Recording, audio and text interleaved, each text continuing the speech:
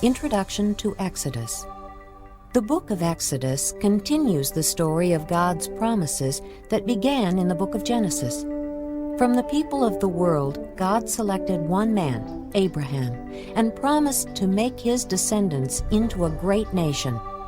Exodus describes the birth of that nation.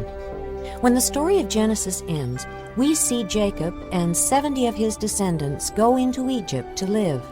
When the book of Exodus begins, these descendants of Abraham have grown to over 2 million people. These people, called Israel or the Hebrews, became slaves under the Pharaoh of Egypt. The people prayed for deliverance. Israel's deliverance from Egypt is the perhaps greatest miracle in the Old Testament. This rescue is remembered annually by the Passover celebration. The eyewitness, Moses, recorded all of the events in Exodus. Moses was the man God used to lead his chosen people out of Egypt.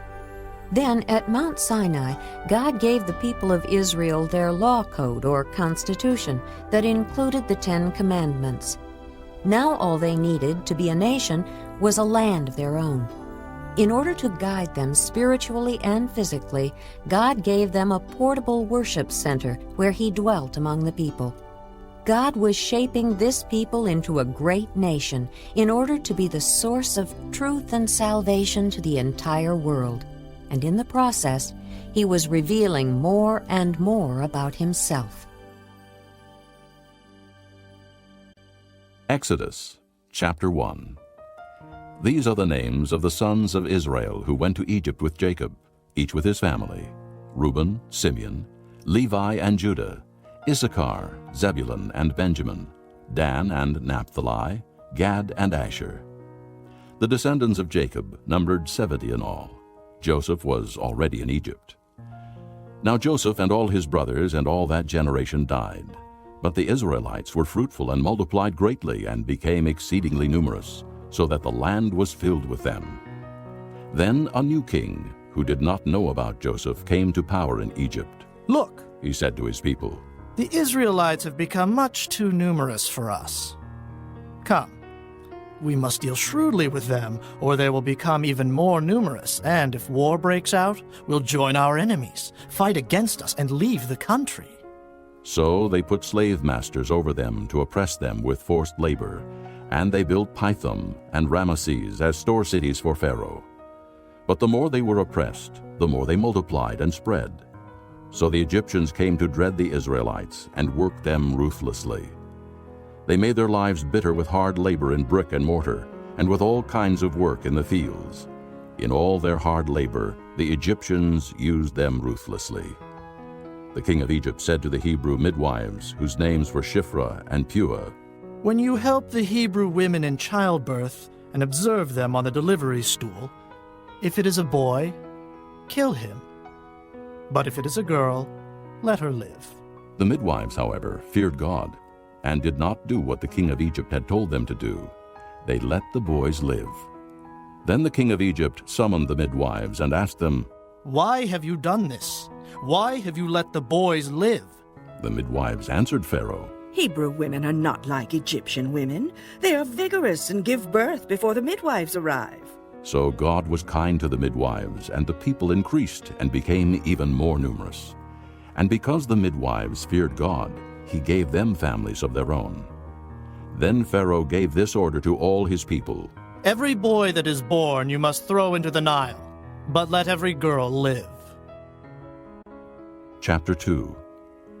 Now a man of the house of Levi married a Levite woman, and she became pregnant and gave birth to a son.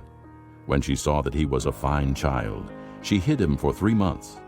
But when she could hide him no longer, she got a papyrus basket for him and coated it with tar and pitch.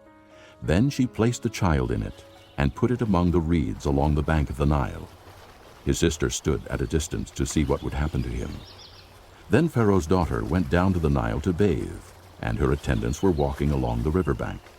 She saw the basket among the reeds and sent her slave girl to get it. She opened it and saw the baby. He was crying, and she felt sorry for him. "This is one of the Hebrew babies," she said. Then his sister asked Pharaoh's daughter. Shall I go and get one of the Hebrew women to nurse the baby for you? Yes, go. She answered, and the girl went and got the baby's mother. Pharaoh's daughter said to her, Take this baby and nurse him for me, and I will pay you. So the woman took the baby and nursed him. When the child grew older, she took him to Pharaoh's daughter, and he became her son. She named him Moses, saying, I drew him out of the water. One day after Moses had grown up, he went out to where his own people were and watched them at their hard labor. He saw an Egyptian beating a Hebrew, one of his own people. Glancing this way and that, and seeing no one, he killed the Egyptian and hid him in the sand. The next day he went out and saw 2 Hebrews fighting. He asked the one in the wrong, Why are you hitting your fellow Hebrew? The man said, Who made you ruler and judge over us? Are you thinking of killing me as you killed the Egyptian? Then Moses was afraid and thought, What I did must have become known. When Pharaoh heard of this, he tried to kill Moses. But Moses fled from Pharaoh and went to live in Midian, where he sat down by a well. Now a priest of Midian had 7 daughters, and they came to draw water and fill the troughs to water their father's flock. Some shepherds came along and drove them away, but Moses got up and came to their rescue and watered their flock. When the girls returned to Reuel, their father, he asked them, Why have you returned so early today? They answered, An Egyptian rescued us from the shepherds. He even drew water for us and watered the flock. And where is he? He asked his daughters. Why did you leave him? Invite him to have something to eat. Moses agreed to stay with the man who gave his daughter Zipporah to Moses in marriage. Zipporah gave birth to a son, and Moses named him Gershom, saying, I have become an alien in a foreign land. During that long period, the king of Egypt died. The Israelites groaned in their slavery and cried out, and their cry for help because of their slavery went up to God. God heard their groaning, and he remembered his covenant with Abraham, with Isaac, and with Jacob. So God looked on the Israelites and was concerned about them. Chapter 3.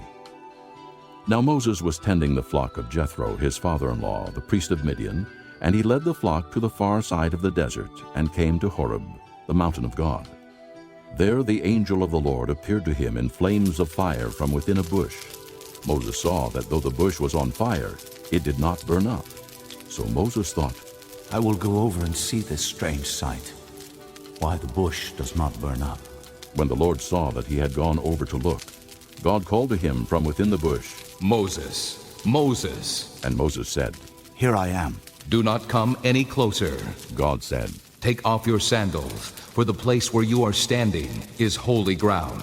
Then he said, I am the God of your father, the God of Abraham, the God of Isaac, and the God of Jacob.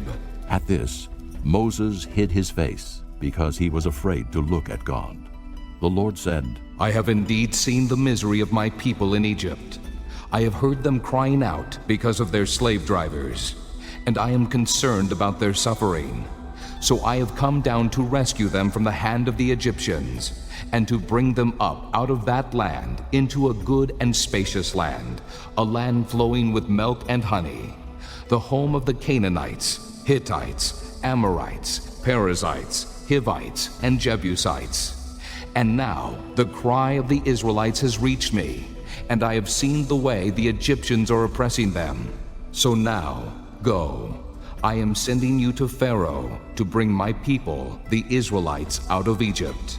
But Moses said to God, Who am I, that I should go to Pharaoh and bring the Israelites out of Egypt? And God said, I will be with you, and this will be the sign to you, that it is I who have sent you. When you have brought the people out of Egypt, you will worship God on this mountain. Moses said to God, Suppose I go to the Israelites and say to them, The God of your fathers has sent me to you, and they ask me, What is his name? Then what shall I tell them? God said to Moses, I am who I am. This is what you are to say to the Israelites. I am has sent me to you. God also said to Moses, Say to the Israelites, The Lord, the God of your fathers, the God of Abraham, the God of Isaac, and the God of Jacob, has sent me to you. This is my name forever, the name by which I am to be remembered from generation to generation. Go assemble the elders of Israel, and say to them, "The Lord, the God of your fathers, the God of Abraham, Isaac, and Jacob, appeared to me and said, I have watched over you and have seen what has been done to you in Egypt, and I have promised to bring you up out of your misery in Egypt into the land of the Canaanites, Hittites, Amorites, Perizzites, Hivites, and Jebusites, a land flowing with milk and honey. The elders of Israel will listen to you. Then you and the elders are to go to the king of Egypt and say to him, The Lord, the God of the Hebrews, has met with us. Let us take a 3-day journey into the desert to offer sacrifices to the Lord our God. But I know that the king of Egypt will not let you go unless a mighty hand compels him. So I will stretch out my hand and strike the Egyptians with all the wonders that I will perform among them. After that, he will let you go. And I will make the Egyptians favorably disposed toward this people, so that when you leave, you will not go empty-handed.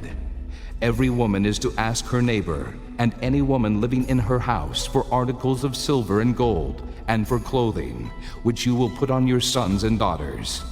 And so you will plunder the Egyptians. Chapter 4. Moses answered, What if they do not believe me, or listen to me and say, The Lord did not appear to you?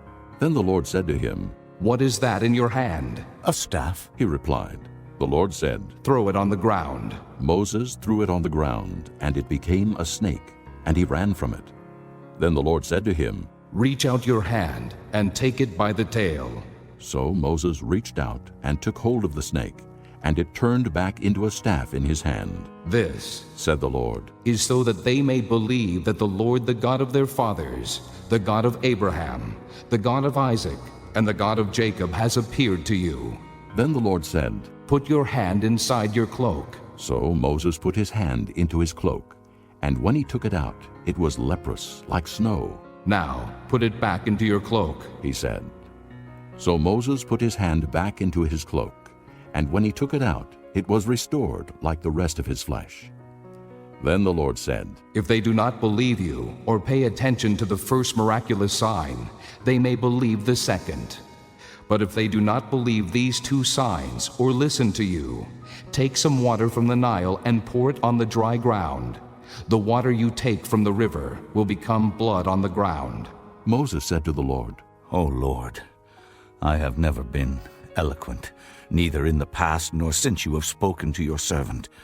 I am slow of speech and tongue. The Lord said to him, Who gave man his mouth? Who makes him deaf or mute? Who gives him sight or makes him blind? Is it not I, the Lord? Now go, I will help you speak and will teach you what to say. But Moses said, O Lord, please send someone else to do it. Then the Lord's anger burned against Moses, and he said, What about your brother, Aaron the Levite? I know he can speak well. He is already on his way to meet you, and his heart will be glad when he sees you. You shall speak to him and put words in his mouth. I will help both of you speak and will teach you what to do. He will speak to the people for you, and it will be as if he were your mouth, and as if you were God to him. But take this staff in your hand, so you can perform miraculous signs with it. Then Moses went back to Jethro, his father-in-law, and said to him, Let me go back to my own people in Egypt, to see if any of them are still alive. Jethro said, Go, and I wish you well. Now the Lord had said to Moses in Midian, Go back to Egypt, for all the men who wanted to kill you are dead. So Moses took his wife and sons, put them on a donkey, and started back to Egypt. And he took the staff of God in his hand. The Lord said to Moses, When you return to Egypt, see that you perform before Pharaoh all the wonders I have given you the power to do. But I will harden his heart, so that he will not let the people go. Then say to Pharaoh, This is what the Lord says, Israel is my firstborn son, and I told you, Let my son go, so he may worship me. But you refuse to let him go, so I will kill your firstborn son. At a lodging place on the way, the Lord met Moses and was about to kill him. But Zipporah took a flint knife, cut off her son's foreskin, and touched Moses' feet with it. Surely you are a bridegroom of blood to me. she said. So the Lord let him alone. At that time she said, bridegroom of blood, referring to circumcision. The Lord said to Aaron, Go into the desert to meet Moses. So he met Moses at the mountain of God and kissed him. Then Moses told Aaron everything the Lord had sent him to say, and also about all the miraculous signs he had commanded him to perform. Moses and Aaron brought together all the elders of the Israelites, and Aaron told them everything the Lord had said to Moses.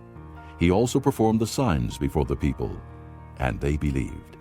And when they heard that the Lord was concerned about them and had seen their misery, they bowed down and worshipped. Chapter 5. Afterward, Moses and Aaron went to Pharaoh and said, This is what the Lord, the God of Israel, says. Let my people go, so that they may hold a festival to me in the desert. Pharaoh said, Who is the Lord that I should obey him and let Israel go? I do not know the Lord, and I will not let Israel go. Then they said, The God of the Hebrews has met with us.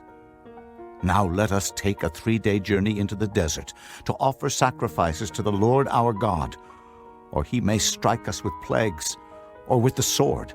But the king of Egypt said, Moses and Aaron, why are you taking the people away from their labor? Get back to your work. Then Pharaoh said, Look, the people of the land are now numerous, and you are stopping them from working. That same day, Pharaoh gave this order to the slave drivers and foremen in charge of the people. You are no longer to supply the people with straw for making bricks. Let them go and gather their own straw. But require them to make the same number of bricks as before. Don't reduce the quota. They are lazy. That is why they are crying out, Let us go and sacrifice to our God. Make the work harder for the men so that they keep working and pay no attention to lies. Then the slave drivers and the foremen went out and said to the people, This is what Pharaoh says. I will not give you any more straw. Go and get your own straw wherever you can find it, but your work will not be reduced at all. So the people scattered all over Egypt to gather stubble to use for straw. The slave drivers kept pressing them, saying, Complete the work required of you for each day, just as when you had straw. The Israelite foremen, appointed by Pharaoh's slave drivers, were beaten and were asked, Why didn't you meet your quota of bricks yesterday or today as before? Then the Israelite foreman went and appealed to Pharaoh. Why have you treated your servants this way? Your servants are given no straw, yet we are told make bricks.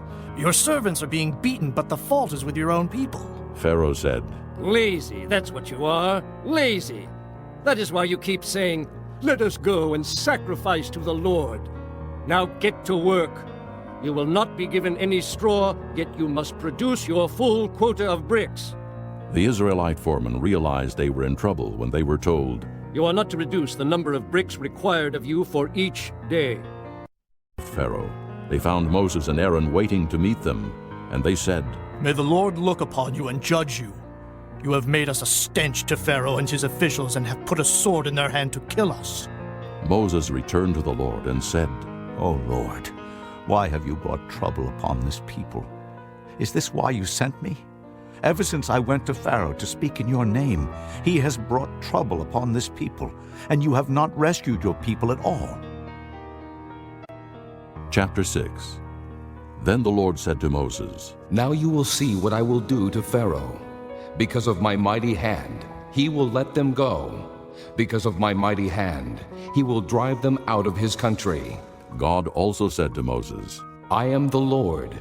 I appeared to Abraham, to Isaac, and to Jacob as God Almighty. But by my name the Lord, I did not make myself known to them. I also established my covenant with them, to give them the land of Canaan, where they lived as aliens. Moreover, I have heard the groaning of the Israelites, whom the Egyptians are enslaving, and I have remembered my covenant. Therefore, say to the Israelites, I am the Lord, and I will bring you out from under the yoke of the Egyptians. I will free you from being slaves to them, and I will redeem you with an outstretched arm and with mighty acts of judgment. I will take you as my own people, and I will be your God. Then you will know that I am the Lord your God, who brought you out from under the yoke of the Egyptians, And I will bring you to the land I swore with uplifted hand to give to Abraham, to Isaac, and to Jacob. I will give it to you as a possession. I am the Lord." Moses reported this to the Israelites, but they did not listen to him because of their discouragement and cruel bondage. Then the Lord said to Moses, "Go, tell Pharaoh, king of Egypt, to let the Israelites go out of his country." But Moses said to the Lord, "If the Israelites will not listen to me, why would Pharaoh listen to me, since I speak with faltering lips?" Now the Lord spoke to Moses and Aaron about the Israelites and Pharaoh king of Egypt, and he commanded them to bring the Israelites out of Egypt. These were the heads of their families. The sons of Reuben, the firstborn son of Israel, were Hanok and Palu, Hezron and Carmi. These were the clans of Reuben. The sons of Simeon were Jemuel, Jamin, Ohad, Jachin, Zohar, and Shaul, the son of a Canaanite woman. These were the clans of Simeon. These were the names of the sons of Levi according to their records: Gershon, Kohath, and Merari. Levi lived 137 years. The sons of Gershon by clans were Libni and Shimei. The sons of Kohath were Amram, Izhar, Hebron, and Uzziel. Kohath lived 133 years. The sons of Merari were Malai and Mushi. These were the clans of Levi according to their records. Amram married his father's sister Jochebed, who bore him Aaron and Moses. Amram lived 137 years. The sons of Izhar were Korah, Nephig, and Zichri. The sons of Uzziel were Mishael, Elzaphan, and Sithri. Aaron married Elisheba, daughter of Aminadab and sister of Nahshon, and she bore him Nadab and Abihu, Eleazar and Ithamar. The sons of Korah were Asher, Elkanah, and Abiasaph. These were the Korite clans. Eleazar, son of Aaron, married one of the daughters of Putiel, and she bore him Phinehas. These were the heads of the Levite families, clan by clan. It was this same Aaron and Moses to whom the Lord said, "Bring the Israelites out of Egypt by their divisions." They were the ones who spoke to Pharaoh king of Egypt about bringing the Israelites out of Egypt. It was the same Moses and Aaron. Now when the Lord spoke to Moses in Egypt, he said to him, "I am the Lord. Tell Pharaoh king of Egypt everything I tell you." But Moses said to the Lord, "Since I speak with faltering lips, why would Pharaoh listen to me?" Chapter 7. Then the Lord said to Moses, "See, I have made you like God to Pharaoh, and your brother Aaron will be your prophet. You are to say everything I command you, and your brother Aaron is to tell Pharaoh to let the Israelites go out of his country. But I will harden Pharaoh's heart, and though I multiply my miraculous signs and wonders in Egypt, he will not listen to you.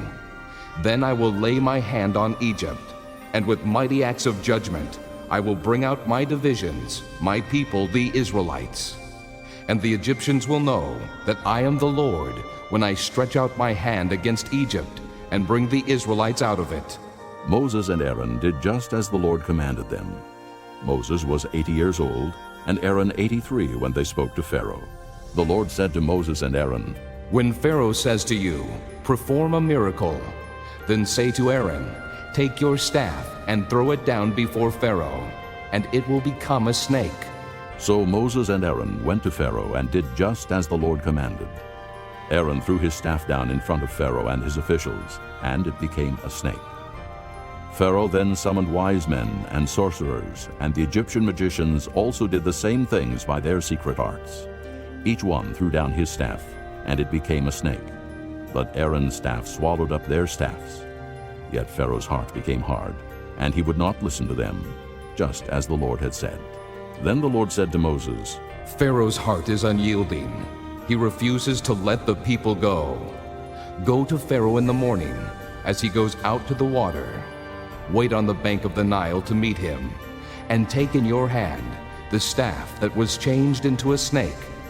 Then say to him, 'The Lord, the God of the Hebrews, has sent me to say to you, let my people go, so that they may worship me in the desert.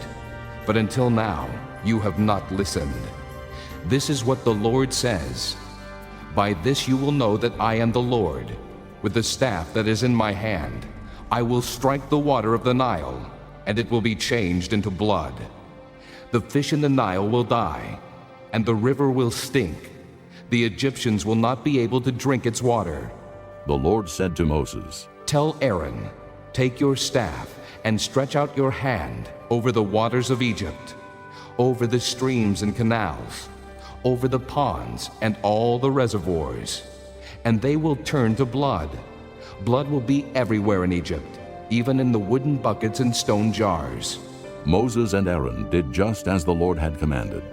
He raised his staff in the presence of Pharaoh and his officials and struck the water of the Nile, and all the water was changed into blood. The fish in the Nile died, and the river smelled so bad that the Egyptians could not drink its water. Blood was everywhere in Egypt. But the Egyptian magicians did the same things by their secret arts, and Pharaoh's heart became hard. He would not listen to Moses and Aaron, just as the Lord had said. Instead, he turned and went into his palace and did not take even this to heart. And all the Egyptians dug along the Nile to get drinking water, because they could not drink the water of the river. 7 days passed after the Lord struck the Nile. Chapter 8. Then the Lord said to Moses, Go to Pharaoh and say to him, This is what the Lord says, Let my people go, so that they may worship me. If you refuse to let them go, I will plague your whole country with frogs. The Nile will teem with frogs. They will come up into your palace and your bedroom and onto your bed, into the houses of your officials and on your people, and into your ovens and kneading troughs. The frogs will go up on you and your people and all your officials. Then the Lord said to Moses, Tell Aaron, stretch out your hand with your staff over the streams and canals and ponds, and make frogs come up on the land of Egypt. So Aaron stretched out his hand over the waters of Egypt, and the frogs came up and covered the land. But the magicians did the same things by their secret arts. They also made frogs come up on the land of Egypt. Pharaoh summoned Moses and Aaron and said, Pray to the Lord to take the frogs away from me and my people, and I will let your people go to offer sacrifices to the Lord. Moses said to Pharaoh, I leave to you the honor of setting the time for me to pray for you and your officials and your people, that you and your houses may be rid of the frogs, except for those that remain in the Nile. Tomorrow, Pharaoh said. Moses replied, It will be as you say, so that you may know there is no one like the Lord our God. The frogs will leave you and your houses, your officials, and your people. They will remain only in the Nile. After Moses and Aaron left Pharaoh, Moses cried out to the Lord about the frogs he had brought on Pharaoh. And the Lord did what Moses asked. The frogs died in the houses, in the courtyards, and in the fields. They were piled into heaps, and the land reeked of them. But when Pharaoh saw that there was relief, he hardened his heart and would not listen to Moses and Aaron, just as the Lord had said. Then the Lord said to Moses, Tell Aaron, stretch out your staff and strike the dust of the ground, and throughout the land of Egypt the dust will become gnats. They did this.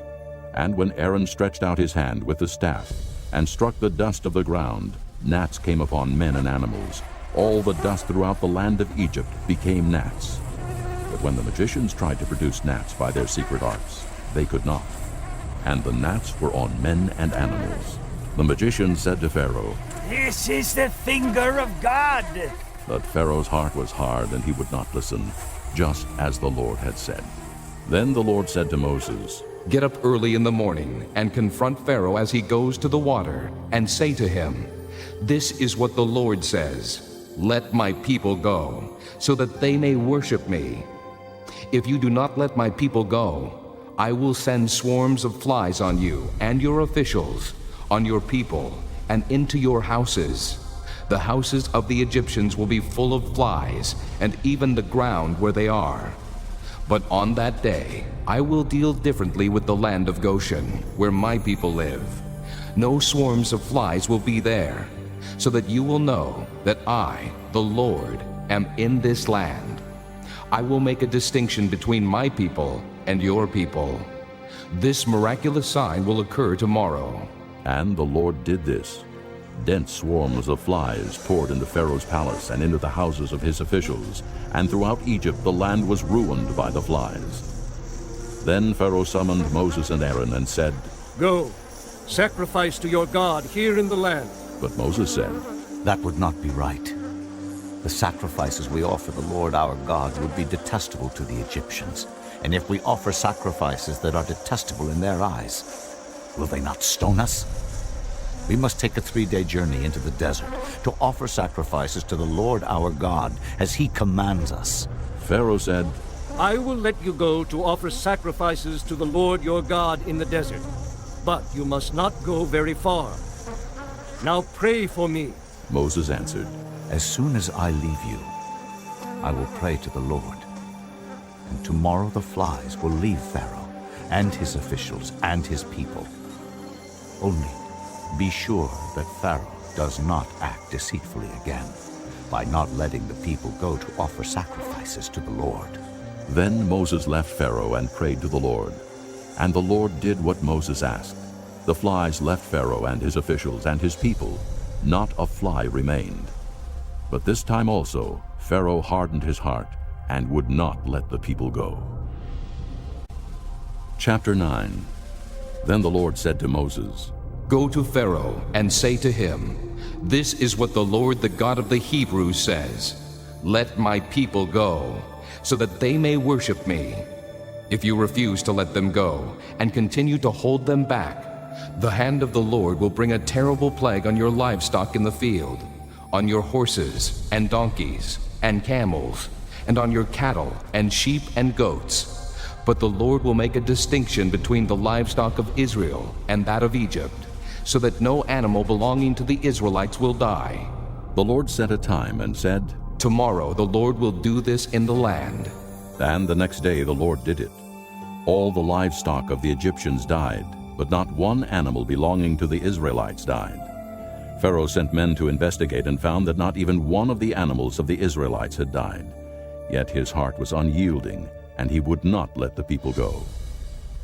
Then the Lord said to Moses and Aaron, Take handfuls of soot from a furnace, and have Moses toss it into the air in the presence of Pharaoh.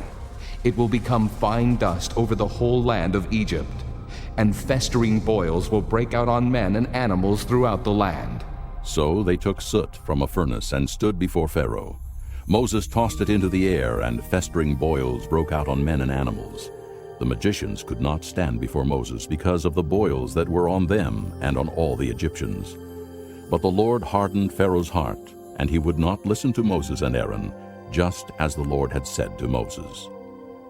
Then the Lord said to Moses, Get up early in the morning, confront Pharaoh and say to him, This is what the Lord, the God of the Hebrews, says. Let my people go, so that they may worship me. Or this time I will send the full force of my plagues against you, and against your officials and your people, so you may know that there is no one like me in all the earth. For by now I could have stretched out my hand and struck you and your people with a plague that would have wiped you off the earth. But I have raised you up for this very purpose, that I might show you my power, and that my name might be proclaimed in all the earth. You still set yourself against my people, and will not let them go. Therefore, at this time tomorrow, I will send the worst hailstorm that has ever fallen on Egypt, from the day it was founded till now. Give an order now to bring your livestock and everything you have in the field to a place of shelter, because the hail will fall on every man and animal that has not been brought in and is still out in the field, and they will die. Those officials of Pharaoh who feared the word of the Lord hurried to bring their slaves and their livestock inside. But those who ignored the word of the Lord left their slaves and livestock in the field. Then the Lord said to Moses, Stretch out your hand toward the sky, so that hail will fall all over Egypt, on men and animals, and on everything growing in the fields of Egypt. When Moses stretched out his staff toward the sky, the Lord sent thunder and hail, and lightning flashed down to the ground. So the Lord rained hail on the land of Egypt. Hail fell and lightning flashed back and forth. It was the worst storm in all the land of Egypt since it had become a nation. Throughout Egypt, hail struck everything in the fields, both men and animals. It beat down everything growing in the fields and stripped every tree. The only place it did not hail was the land of Goshen, where the Israelites were. Then Pharaoh summoned Moses and Aaron. "This time I have sinned," he said to them. "The Lord is in the right, and I and my people are in the wrong. Pray to the Lord, for we have had enough thunder and hail. I will let you go. You don't have to stay any longer." Moses replied, When I have gone out of the city, I will spread out my hands in prayer to the Lord. The thunder will stop, and there will be no more hail. So you may know that the earth is the Lord's. But I know that you and your officials still do not fear the Lord God. The flax and barley were destroyed, since the barley had headed and the flax was in bloom. The wheat and spelt, however, were not destroyed, because they ripen later. Then Moses left Pharaoh and went out of the city. He spread out his hands toward the Lord. The thunder and hail stopped, and the rain no longer poured down on the land. When Pharaoh saw that the rain and hail and thunder had stopped, he sinned again. He and his officials hardened their hearts. So Pharaoh's heart was hard, and he would not let the Israelites go, just as the Lord had said through Moses. Chapter 10.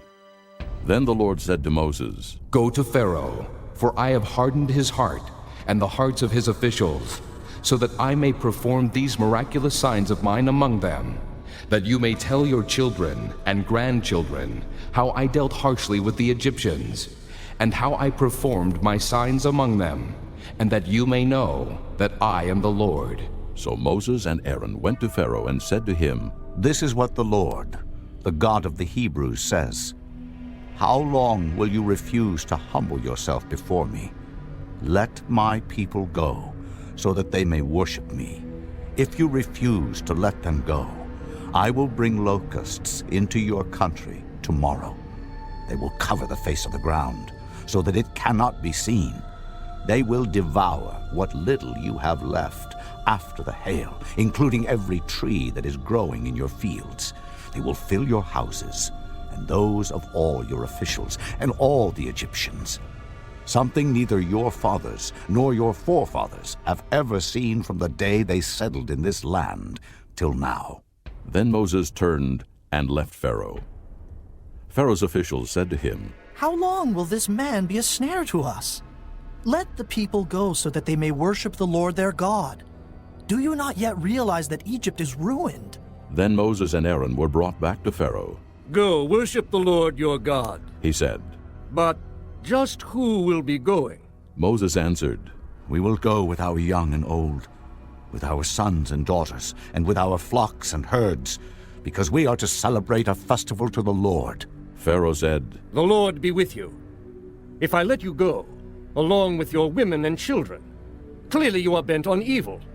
No, have only the men go and worship the Lord, since that's what you have been asking for." Then Moses and Aaron were driven out of Pharaoh's presence.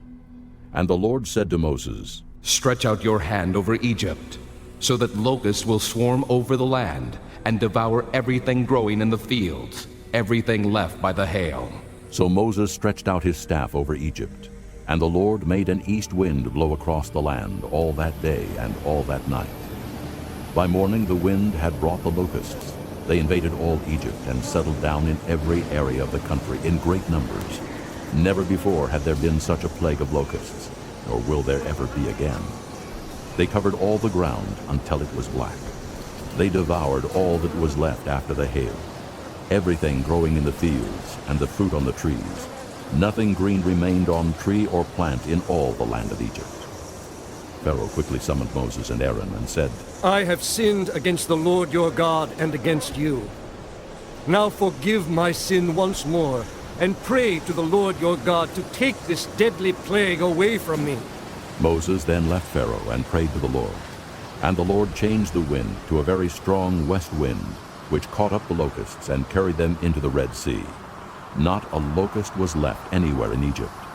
But the Lord hardened Pharaoh's heart, and he would not let the Israelites go.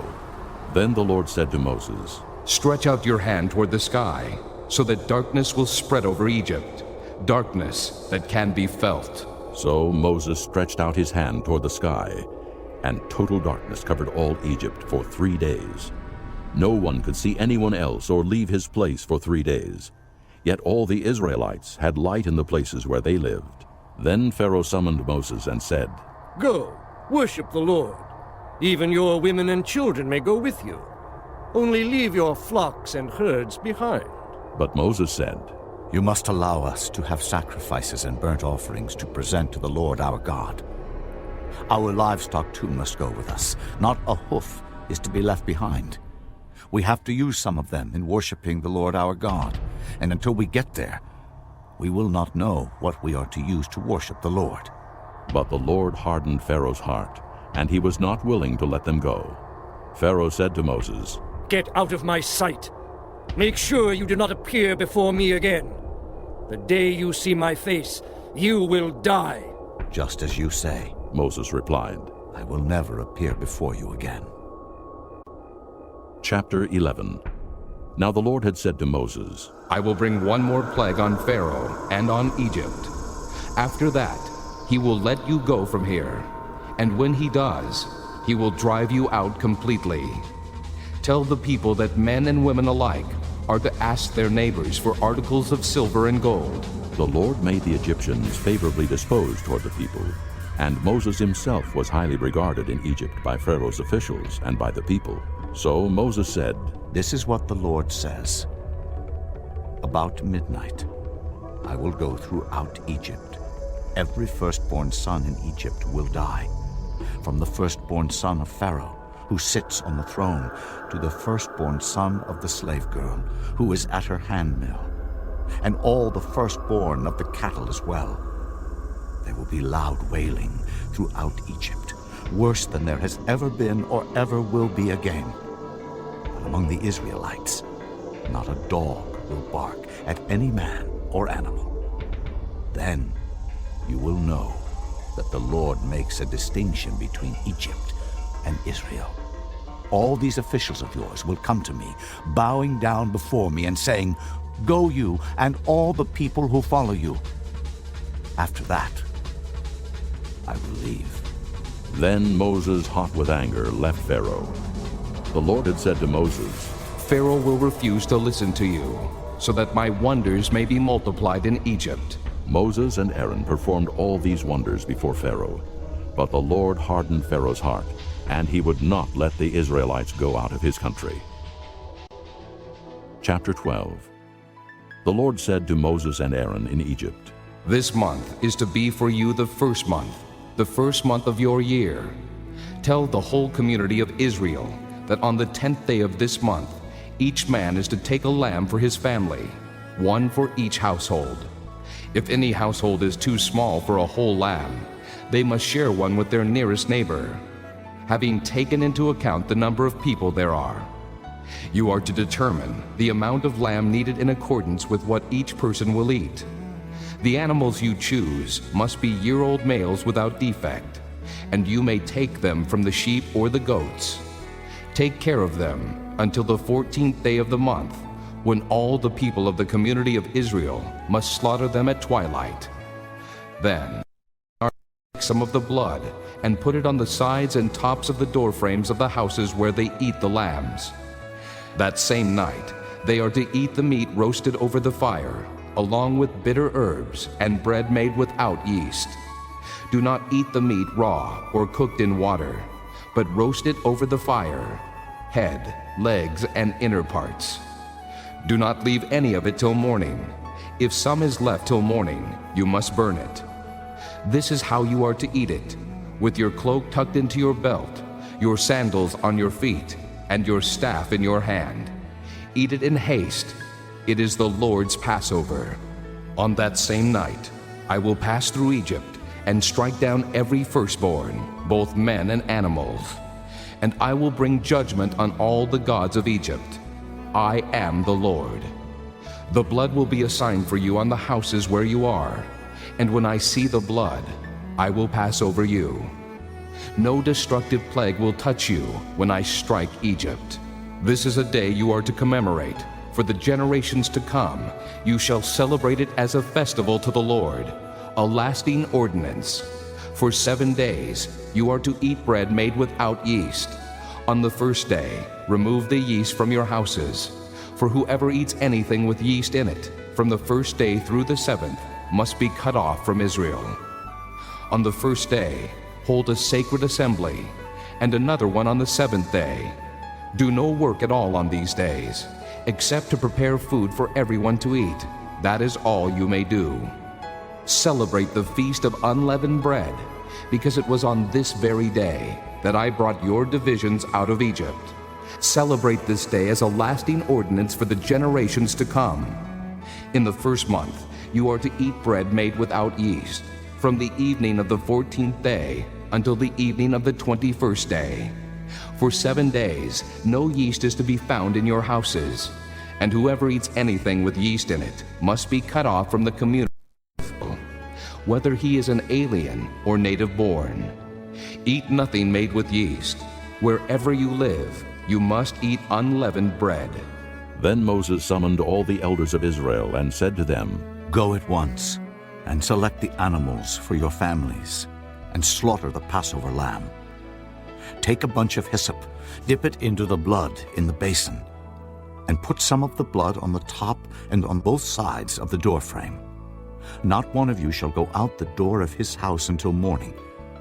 When the Lord goes through the land to strike down the Egyptians, he will see the blood on the top and sides of the doorframe and will pass over that doorway. And he will not permit the destroyer to enter your houses and strike you down. Obey these instructions as a lasting ordinance for you and your descendants. When you enter the land that the Lord will give you, as he promised, observe this ceremony. And when your children ask you, What does this ceremony mean to you? Then tell them, It is the Passover sacrifice to the Lord, who passed over the houses of the Israelites in Egypt and spared our homes when he struck down the Egyptians. Then the people bowed down and worshipped.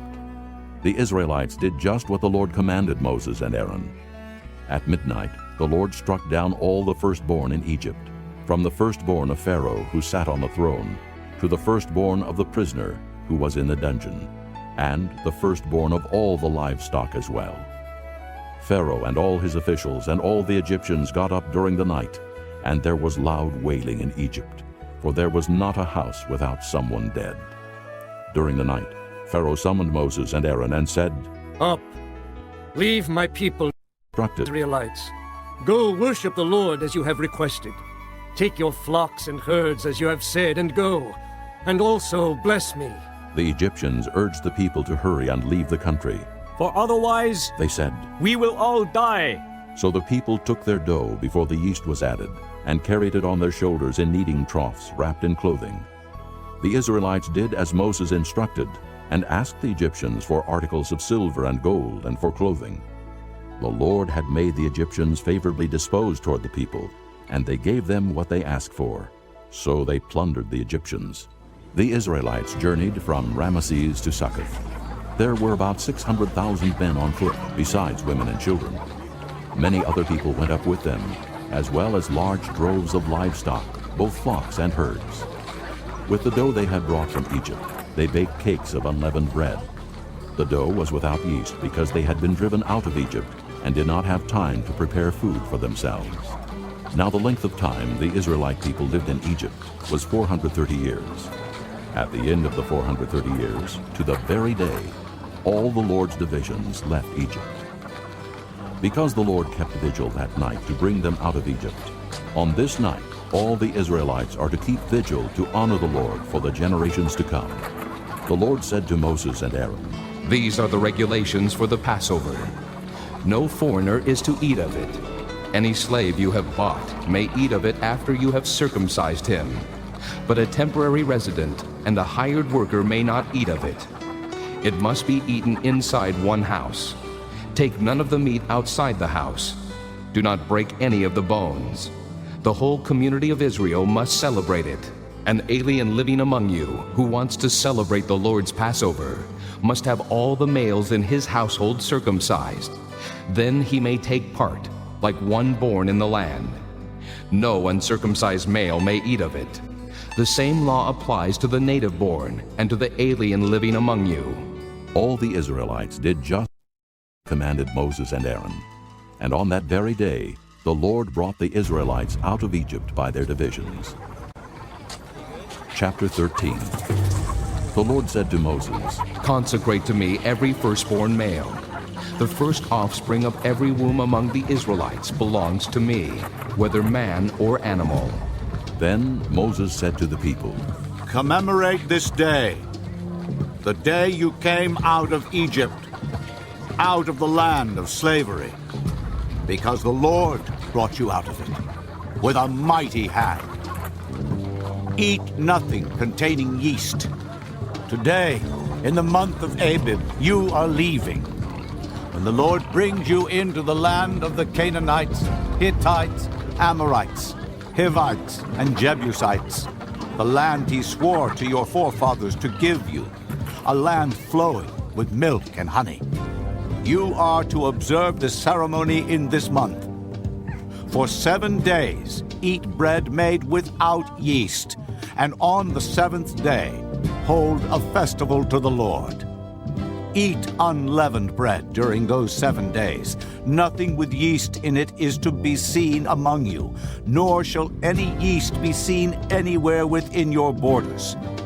On that day, tell your son, I do this because of what the Lord did for me when I came out of Egypt.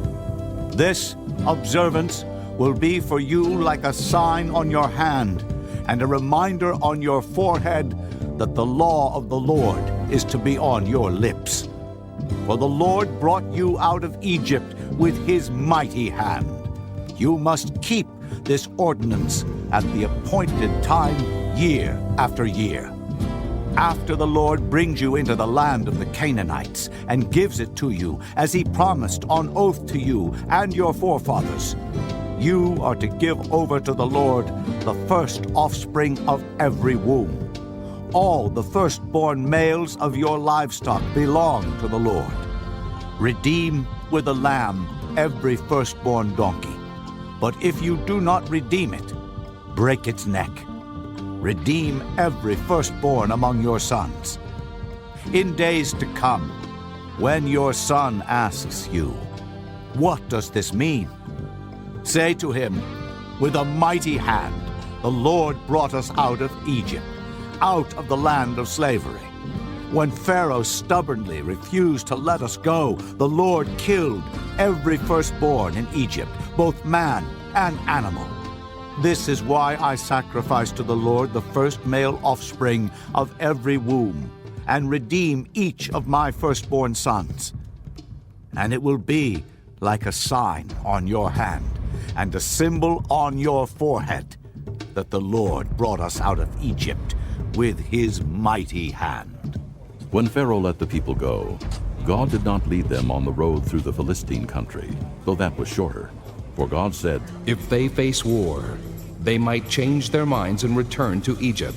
So God led the people around by the desert road toward the Red Sea. The Israelites went up out of Egypt armed for battle.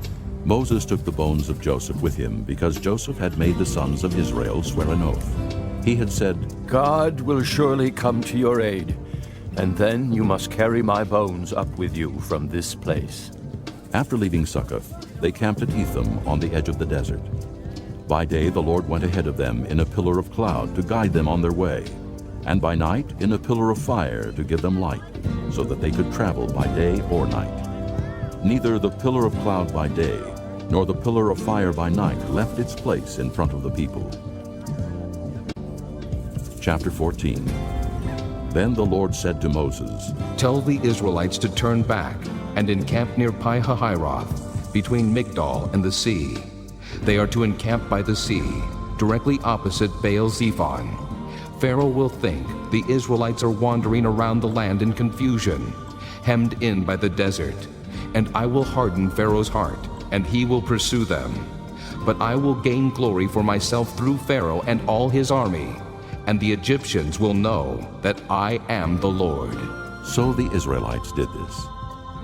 When the king of Egypt was told that the people had fled, Pharaoh and his officials changed their minds about them and said, What have we done? We have let the Israelites go and have lost their services. So he had his chariot made ready and took his army with him. He took 600 of the best chariots, along with all the other chariots of Egypt, with officers over all of them. The Lord hardened the heart of Pharaoh, king of Egypt, so that he pursued the Israelites who were marching out boldly. The Egyptians, all Pharaoh's horses and chariots, horsemen and troops, pursued the Israelites and overtook them as they camped by the sea near Pihahiroth, opposite Baal-Zephon.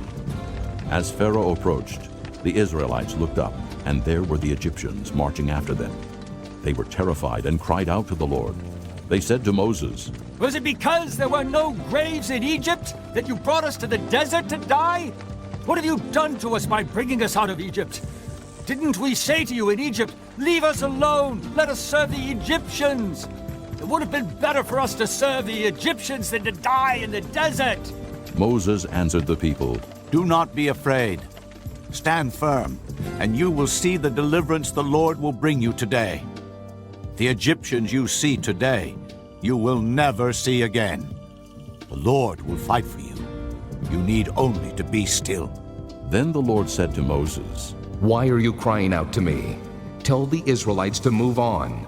Raise your staff and stretch out your hand over the sea to divide the water, so that the Israelites can go through the sea on dry ground. I will harden the hearts of the Egyptians, so that they will go in after them. And I will gain glory through Pharaoh and all his army, through his chariots and his horsemen. The Egyptians will know that I am the Lord when I gain glory through Pharaoh, his chariots, and his horsemen. Then the angel of God, who had been traveling in front of Israel's army, withdrew and went behind them. The pillar of cloud also moved from in front and stood behind them, coming between the armies of Egypt and Israel. Throughout the night the cloud brought darkness to the one side and light to the other side, so neither went near the other all night long. Then Moses stretched out his hand over the sea, and all that night the Lord drove the sea back with a strong east wind and turned it into dry land. The waters were divided, and the Israelites went through the sea on dry ground, with a wall of water on their right and on their left.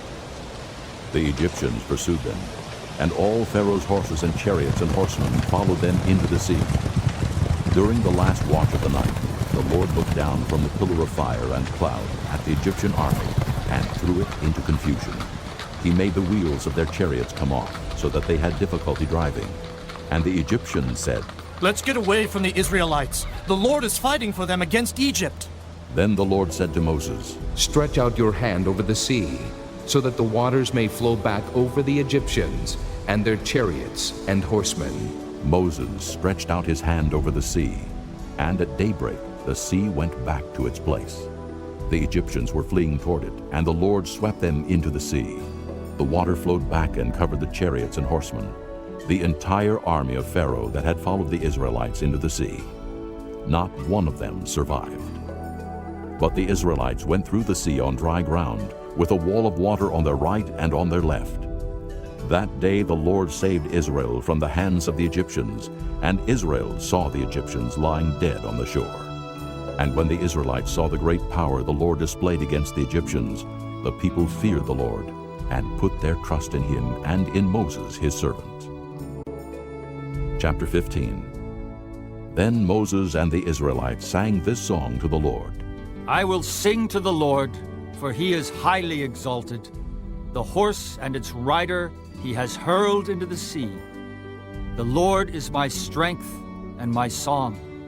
He has become my salvation. He is my God, and I will praise him, my father's God, and I will exalt him. The Lord is a warrior. The Lord is his name. Pharaoh's chariots and his army he has hurled into the sea. The best of Pharaoh's officers are drowned in the Red Sea. The deep waters have covered them. They sank to the depths like a stone. Your right hand, O Lord, was majestic in power. Your right hand, O Lord, shattered the enemy. In the greatness of your majesty, you threw down those who opposed you. You unleashed your burning anger. It consumed them like stubble. By the blast of your nostrils, the waters piled up. The surging waters stood firm like a wall. The deep waters congealed in the heart of the sea. The enemy boasted, I will pursue, I will overtake them. I will divide the spoils, I will gorge myself on them. I will draw my sword, and my hand will destroy them. But you blew with your breath, and the sea covered them. They sank like lead in the mighty waters. Who among the gods is like you, O Lord?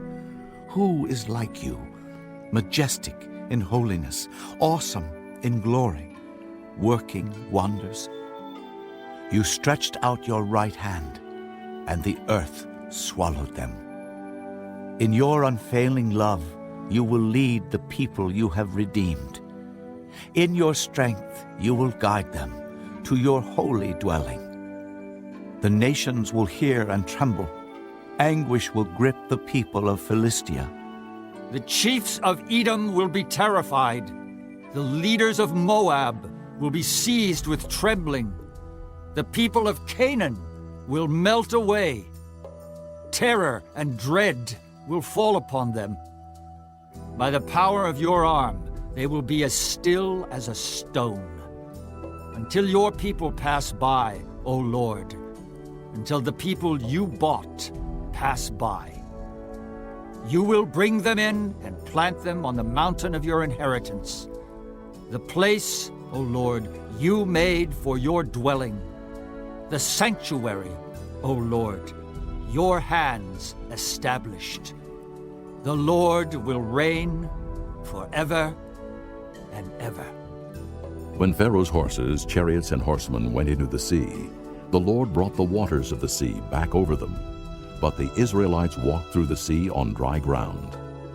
Then Miriam, the prophetess, Aaron's sister, took a tambourine in her hand, and all the women followed her with tambourines and dancing. Miriam sang to them, Sing to the Lord, for he is highly exalted. The horse and its rider he has hurled into the sea. Then Moses led Israel from the Red Sea, and they went into the desert of Shur. For 3 days they traveled in the desert without finding water. When they came to Marah, they could not drink its water because it was bitter.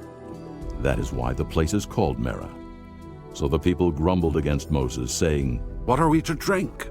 Then Moses cried out to the Lord, and the Lord showed him a piece of wood. He threw it into the water, and the water became sweet. There the Lord made a decree and a law for them, and there he tested them. He said, If you listen carefully to the voice of the Lord your God, and do what is right in his eyes, if you pay attention to his commands and keep all his decrees, I will not bring on you any of the diseases I brought on the Egyptians, for I am the Lord who heals you. Then they came to Elim, where there were 12 springs and 70 palm trees, and they camped there near the water. Chapter 16. The whole Israelite community set out from Elim and came to the desert of Sin, which is between Elim and Sinai, on the 15th day of the 2nd month after they had come out of Egypt. In the desert, the whole community grumbled against Moses and Aaron. The Israelites said to them, If only we had died by the Lord's hand in Egypt. There we sat around pots of meat and ate all the food we wanted. But you have brought us out into this desert to starve this entire assembly to death. Then the Lord said to Moses, I will rain down bread from heaven for you. The people are to go out each day and gather enough for that day. In this way I will test them and see whether they will follow my instructions. On the 6th day, they are to prepare what they bring in, and that is to be twice as much as they gather on the other days. So Moses and Aaron said to all the Israelites, In the evening you will know that it was the Lord who brought you out of Egypt. And in the morning you will see the glory of the Lord, because he has heard your grumbling against him. Who are we that you should grumble against us? Moses also said, You will know that it was the Lord when he gives you meat to eat in the evening, and all the bread you want in the morning, because he has heard your grumbling against him. Who are we? You are not grumbling against us, but against the Lord. Then Moses told Aaron, Say to the entire Israelite community, Come before the Lord, for he has heard your grumbling. While Aaron was speaking to the whole Israelite community, they looked toward the desert, and there was the glory of the Lord appearing in the cloud. The Lord said to Moses, I have heard the grumbling of the Israelites. Tell them, at twilight you will eat meat, and in the morning you will be filled with bread. Then you will know that I am the Lord your God. That evening, quail came and covered the camp, and in the morning there was a layer of dew around the camp. When the dew was gone, thin flakes like frost on the ground appeared on the desert floor. When the Israelites saw it, they said to each other, What is it? For they did not know what it was. Moses said to them, It is the bread the Lord has given you to eat. This is what the Lord has commanded. Each one is to gather as much as he needs. Take an omer for each person you have in your tent. The Israelites did as they were told. Some gathered much, some little. And when they measured it by the omer, he who gathered much did not have too much, and he who gathered little did not have too little. Each one gathered as much as he needed. Then Moses said to them, No one is to keep any of it until morning. However, some of them paid no attention to Moses. They kept part of it until morning, but it was full of maggots and began to smell. So Moses was angry with them. Each morning everyone gathered as much as he needed, and when the sun grew hot, it melted away. On the 6th day they gathered twice as much, 2 omers for each person. And the leaders of the community came and reported this to Moses. He said to them, This is what the Lord commanded. Tomorrow is to be a day of rest, a holy Sabbath to the Lord. So bake what you want to bake and boil what you want to boil. Save whatever is left and keep it until morning. So they saved it until morning, as Moses commanded, and it did not stink or get maggots in it. Eat it today, Moses said, because today is a Sabbath to the Lord. You will not find any of it on the ground today. 6 days you are to gather it, but on the 7th day, the Sabbath, there will not be any. Nevertheless, some of the people went out on the 7th day to gather it, but they found none. Then the Lord said to Moses, How long will you refuse to keep my commands and my instructions? Bear in mind that the Lord has given you the Sabbath. That is why on the 6th day he gives you bread for 2 days. Everyone is to stay where he is on the 7th day. No one is to go out. So the people rested on the 7th day. The people of Israel called the bread manna. It was white like coriander seed and tasted like wafers made with honey. Moses said, This is what the Lord has commanded. Take an omer of manna and keep it for the generations to come, so they can see the bread I gave you to eat in the desert when I brought you out of Egypt. So Moses said to Aaron, Take a jar and put an omer of manna in it. Then place it before the Lord to be kept for the generations to come. As the Lord commanded Moses, Aaron put the manna in front of the testimony, that it might be kept.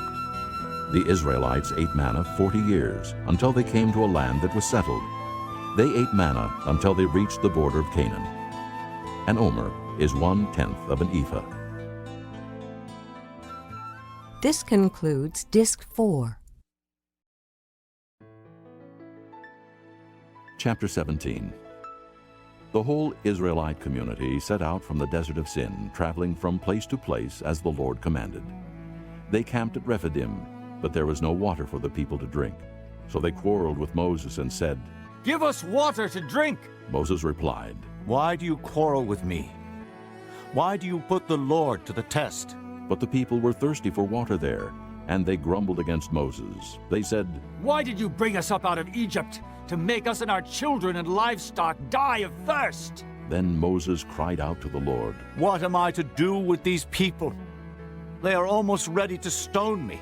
The Lord answered Moses, Walk on ahead of the people. Take with you some of the elders of Israel, and take in your hand the staff with which you struck the Nile, and go. I will stand there before you by the rock at Horeb. Strike the rock, and water will come out of it for the people to drink. So Moses did this in the sight of the elders of Israel. And he called the place Massah and Meribah, because the Israelites quarreled, and because they tested the Lord, saying, Is the Lord among us or not? The Amalekites came and attacked the Israelites at Rephidim. Moses said to Joshua, Choose some of our men, and go out to fight the Amalekites. Tomorrow I will stand on top of the hill with the staff of God in my hands. So Joshua fought the Amalekites as Moses had ordered, and Moses, Aaron, and Hur went to the top of the hill. As long as Moses held up his hands, the Israelites were winning, but whenever he lowered his hands, the Amalekites were winning. When Moses' hands grew tired, they took a stone and put it under him, and he sat on it. Aaron and Hur held his hands up, one on one side, one on the other, so that his hands remained steady till sunset. So Joshua overcame the Amalekite army with the sword. Then the Lord said to Moses, "Write this on a scroll as something to be remembered, and make sure that Joshua hears it, because I will completely blot out the memory of Amalek from under heaven." Moses built an altar and called it, "The Lord is my banner." He said, "For hands were lifted up to the throne of the Lord. The Lord will be at war against the Amalekites from generation to generation." Chapter 18. Now Jethro, the priest of Midian and father-in-law of Moses, heard of everything God had done for Moses and for his people Israel, and how the Lord had brought Israel out of Egypt. After Moses had sent away his wife Zipporah, his father-in-law Jethro received her and her 2 sons. One son was named Gershom, for Moses said, "I have become an alien in a foreign land." And the other was named Eliezer, for he said, "My father's God was my helper. He saved me from the sword of Pharaoh." Jethro, Moses' father-in-law, together with Moses' sons and wife, came to him in the desert where he was camped near the mountain of God. Jethro had sent word to him, "I, your father-in-law Jethro, am coming to you with your wife and her 2 sons." So Moses went out to meet his father-in-law and bowed down and kissed him. They greeted each other and then went into the tent. Moses told his father-in-law about everything the Lord had done to Pharaoh and the Egyptians for Israel's sake, and about all the hardships they had met along the way, and how the Lord had saved them. Jethro was delighted to hear about all the good things the Lord had done for Israel in rescuing them from the hand of the Egyptians. He said, "Praise be to the Lord who rescued you from the hand of the Egyptians and of Pharaoh, and who rescued the people from the hand of the Egyptians. Now I know that the Lord is greater than all other gods, for he did this to those who had treated Israel arrogantly." Then Jethro, Moses' father-in-law, brought a burnt offering and other sacrifices to God. And Aaron came with all the elders of Israel to eat bread with Moses' father-in-law in the presence of God. The next day, Moses took his seat to serve as judge for the people, and they stood around him from morning till evening. When his father-in-law saw all that Moses was doing for the people, he said, "What is this you are doing for the people? Why do you alone sit as judge, while all these people stand around you from morning till evening?" Moses answered him, "Because the people come to me to seek God's will. Whenever they have a dispute, it is brought to me, and I decide between the parties and inform them of God's decrees and laws." Moses' father-in-law replied, "What you are doing is not good. You and these people who come to you will only wear yourselves out. The work is too heavy for you. You cannot handle it alone. Listen now to me, and I will give you some advice, and may God be with you. You must be the people's representative before God and bring their disputes to him. Teach them the decrees and laws, and show them the way to live and the duties they are to perform. But select capable men from all the people, men who fear God, trustworthy men who hate dishonest gain, and appoint them as officials over thousands, hundreds, 50s, and 10s. Have them serve as judges for the people at all times, but have them bring every difficult case to you. The simple cases they can decide themselves. That will make your load lighter because they will share it with you. If you do this, and God so commands, you will be able to stand the strain, and all these people will go home satisfied." Moses listened to his father-in-law and did everything he said. He chose capable men from all Israel and made them leaders of the people, officials over thousands, hundreds, 50s, and 10s. They served as judges for the people at all times. The difficult cases they brought to Moses, but the simple ones they decided themselves. Then Moses sent his father-in-law on his way, and Jethro returned to his own country. Chapter 19. In the 3rd month after the Israelites left Egypt, on the very day, they came to the desert of Sinai. After they set out from Rephidim, they entered the desert of Sinai, and Israel camped there in the desert in front of the mountain. Then Moses went up to God, and the Lord called to him from the mountain and said, "This is what you are to say to the house of Jacob, and what you are to tell the people of Israel. You yourselves have seen what I did to Egypt, and how I carried you on eagle's wings, and brought you to myself. Now if you obey me fully, and keep my covenant, then out of all nations you will be my treasured possession. Although the whole earth is mine, you will be for me a kingdom of priests and a holy nation. These are the words you are to speak to the Israelites." So Moses went back and summoned the elders of the people and set before them all the words the Lord had commanded him to speak. The people all responded together, "We will do everything the Lord has said." So Moses brought their answer back to the Lord. The Lord said to Moses, "I am going to come to you in a dense cloud, so that the people will hear me speaking with you, and will always put their trust in you." Then Moses told the Lord what the people had said. And the Lord said to Moses, "Go to the people, and consecrate them today and tomorrow. Have them wash their clothes, and be ready by the third day, because on that day the Lord will come down on Mount Sinai in the sight of all the people. Put limits for the people around the mountain, and tell them, 'Be careful that you do not go up the mountain or touch the foot of it. Whoever touches the mountain shall surely be put to death. He shall surely be stoned or shot with arrows. Not a hand is to be laid on him. Whether man or animal, he shall not be permitted to live. Only when the ram's horn sounds a long blast may they go up to the mountain.'" After Moses had gone down the mountain to the people, he consecrated them, and they washed their clothes. Then he said to the people, Prepare yourselves for the third day. Abstain from sexual relations. On the morning of the third day there was thunder and lightning, with a thick cloud over the mountain, and a very loud trumpet blast. Everyone in the camp trembled. Then Moses led the people out of the camp to meet with God, and they stood at the foot of the mountain. Mount Sinai was covered with smoke, because the Lord descended on it in fire. The smoke billowed up from it like smoke from a furnace. The whole mountain trembled violently, and the sound of the trumpet grew louder and louder. Then Moses spoke, and the voice of God answered him. The Lord descended to the top of Mount Sinai and called Moses to the top of the mountain. So Moses went up, and the Lord said to him, "Go down and warn the people, so they do not force their way through to see the Lord, and many of them perish. Even the priests who approach the Lord must consecrate themselves, or the Lord will break out against them." Moses said to the Lord, The people cannot come up Mount Sinai because you yourself warned us. Put limits around the mountain and set it apart as holy. The Lord replied, "Go down and bring Aaron up with you. But the priests and the people must not force their way through to come up to the Lord, or he will break out against them." So Moses went down to the people and told them. Chapter 20. And God spoke all these words, "I am the Lord your God, who brought you out of Egypt, out of the land of slavery. You shall have no other gods before me. You shall not make for yourself an idol in the form of anything in heaven above, or on the earth beneath, or in the waters below.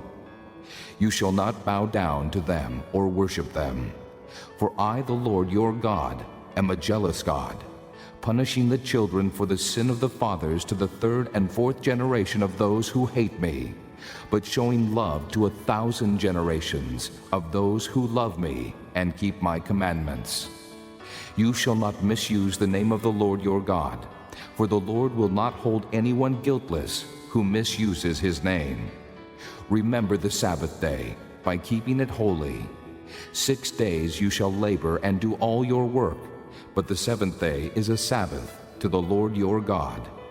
On it you shall not do any work, neither you nor your son or daughter, nor your manservant or maidservant, nor your animals, nor the alien within your gates.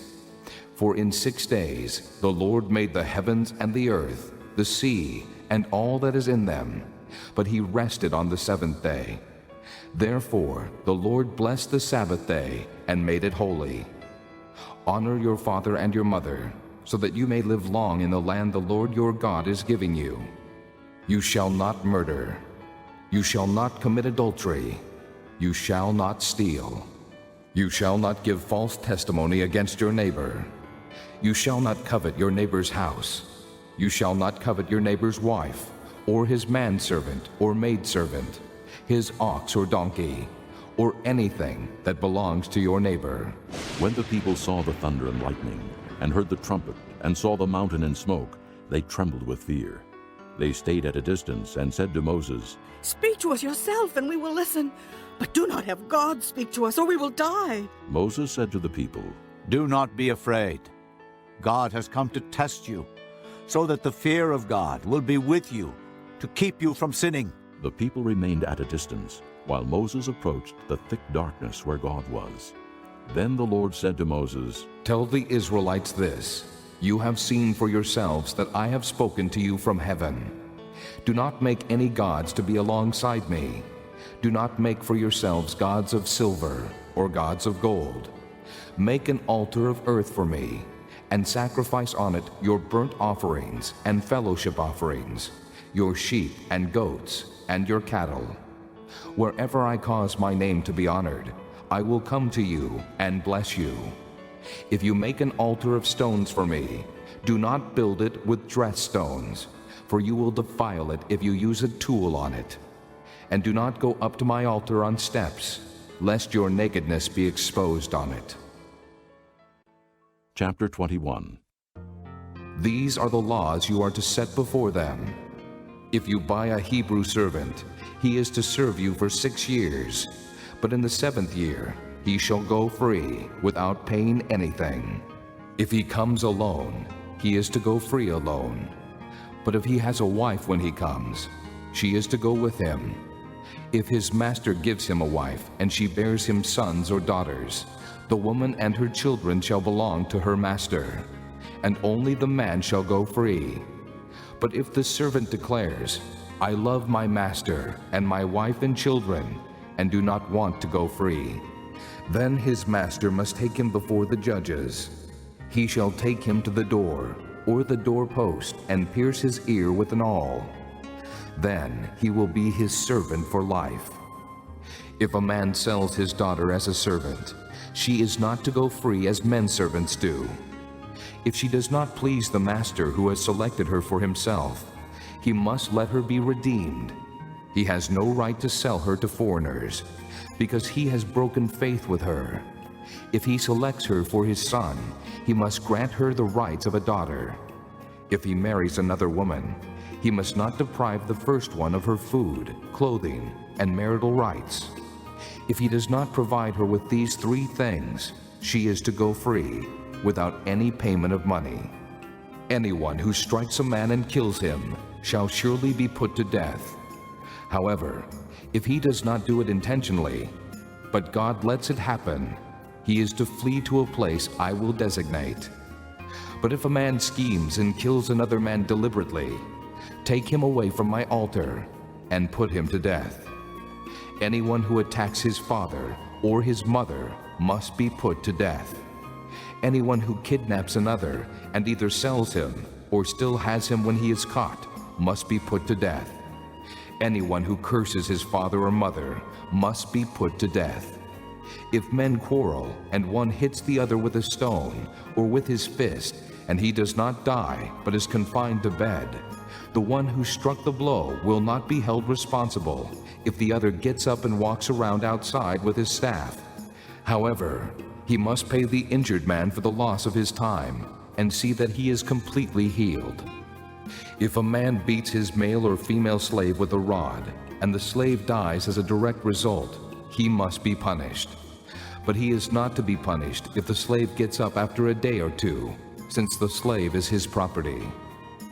If men who are fighting hit a pregnant woman, and she gives birth prematurely, but there is no serious injury, the offender must be fined whatever the woman's husband demands and the court allows. But if there is serious injury, you are to take life for life, eye for eye, tooth for tooth, hand for hand, foot for foot, burn for burn, wound for wound, bruise for bruise. If a man hits a manservant or maidservant in the eye and destroys it, he must let the servant go free to compensate for the eye. And if he knocks out the tooth of a manservant or maidservant, he must let the servant go free to compensate for the tooth.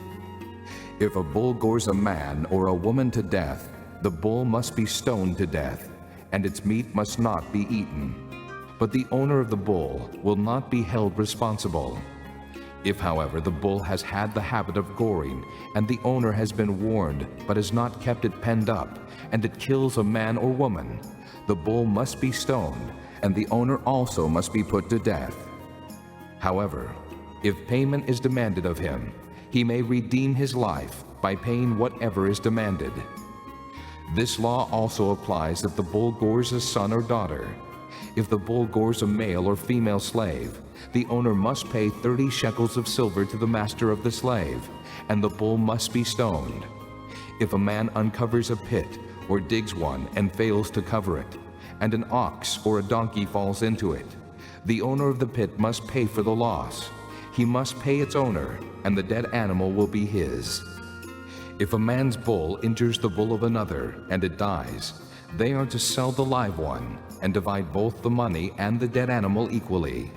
However, if it was known that the bull had the habit of goring, yet the owner did not keep it penned up, the owner must pay animal for animal, and the dead animal will be his. Chapter 22. If a man steals an ox or a sheep and slaughters it or sells it, he must pay back 5 head of cattle for the ox and 4 sheep for the sheep. If a thief is caught breaking in and is struck so that he dies, the defender is not guilty of bloodshed, but if it happens after sunrise, he is guilty of bloodshed. A thief must certainly make restitution, but if he has nothing, he must be sold to pay for his theft. If the stolen animal is found alive in his possession, whether ox or donkey or sheep, he must pay back double. If a man grazes his livestock in a field or vineyard and lets them stray, and they graze in another man's field, he must make restitution from the best of his own field or vineyard.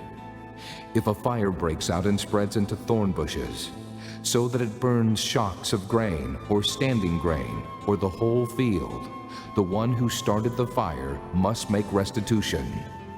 If a man gives his neighbor silver or goods for safekeeping, and they are stolen from the neighbor's house, the thief, if he is caught, must pay back double.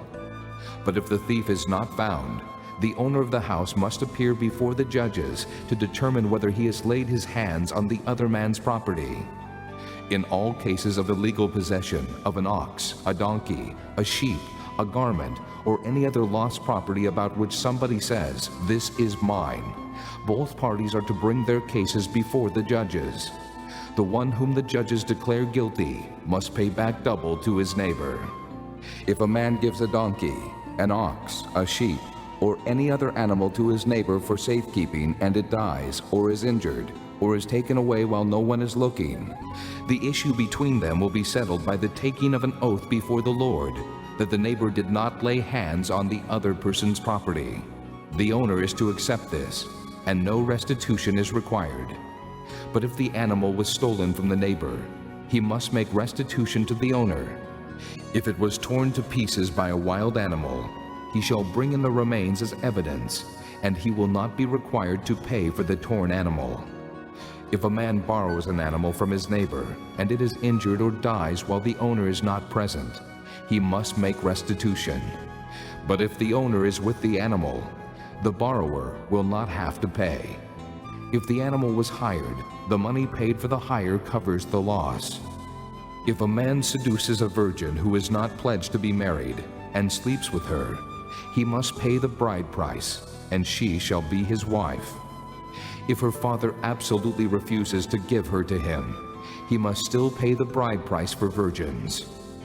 Do not allow a sorceress to live.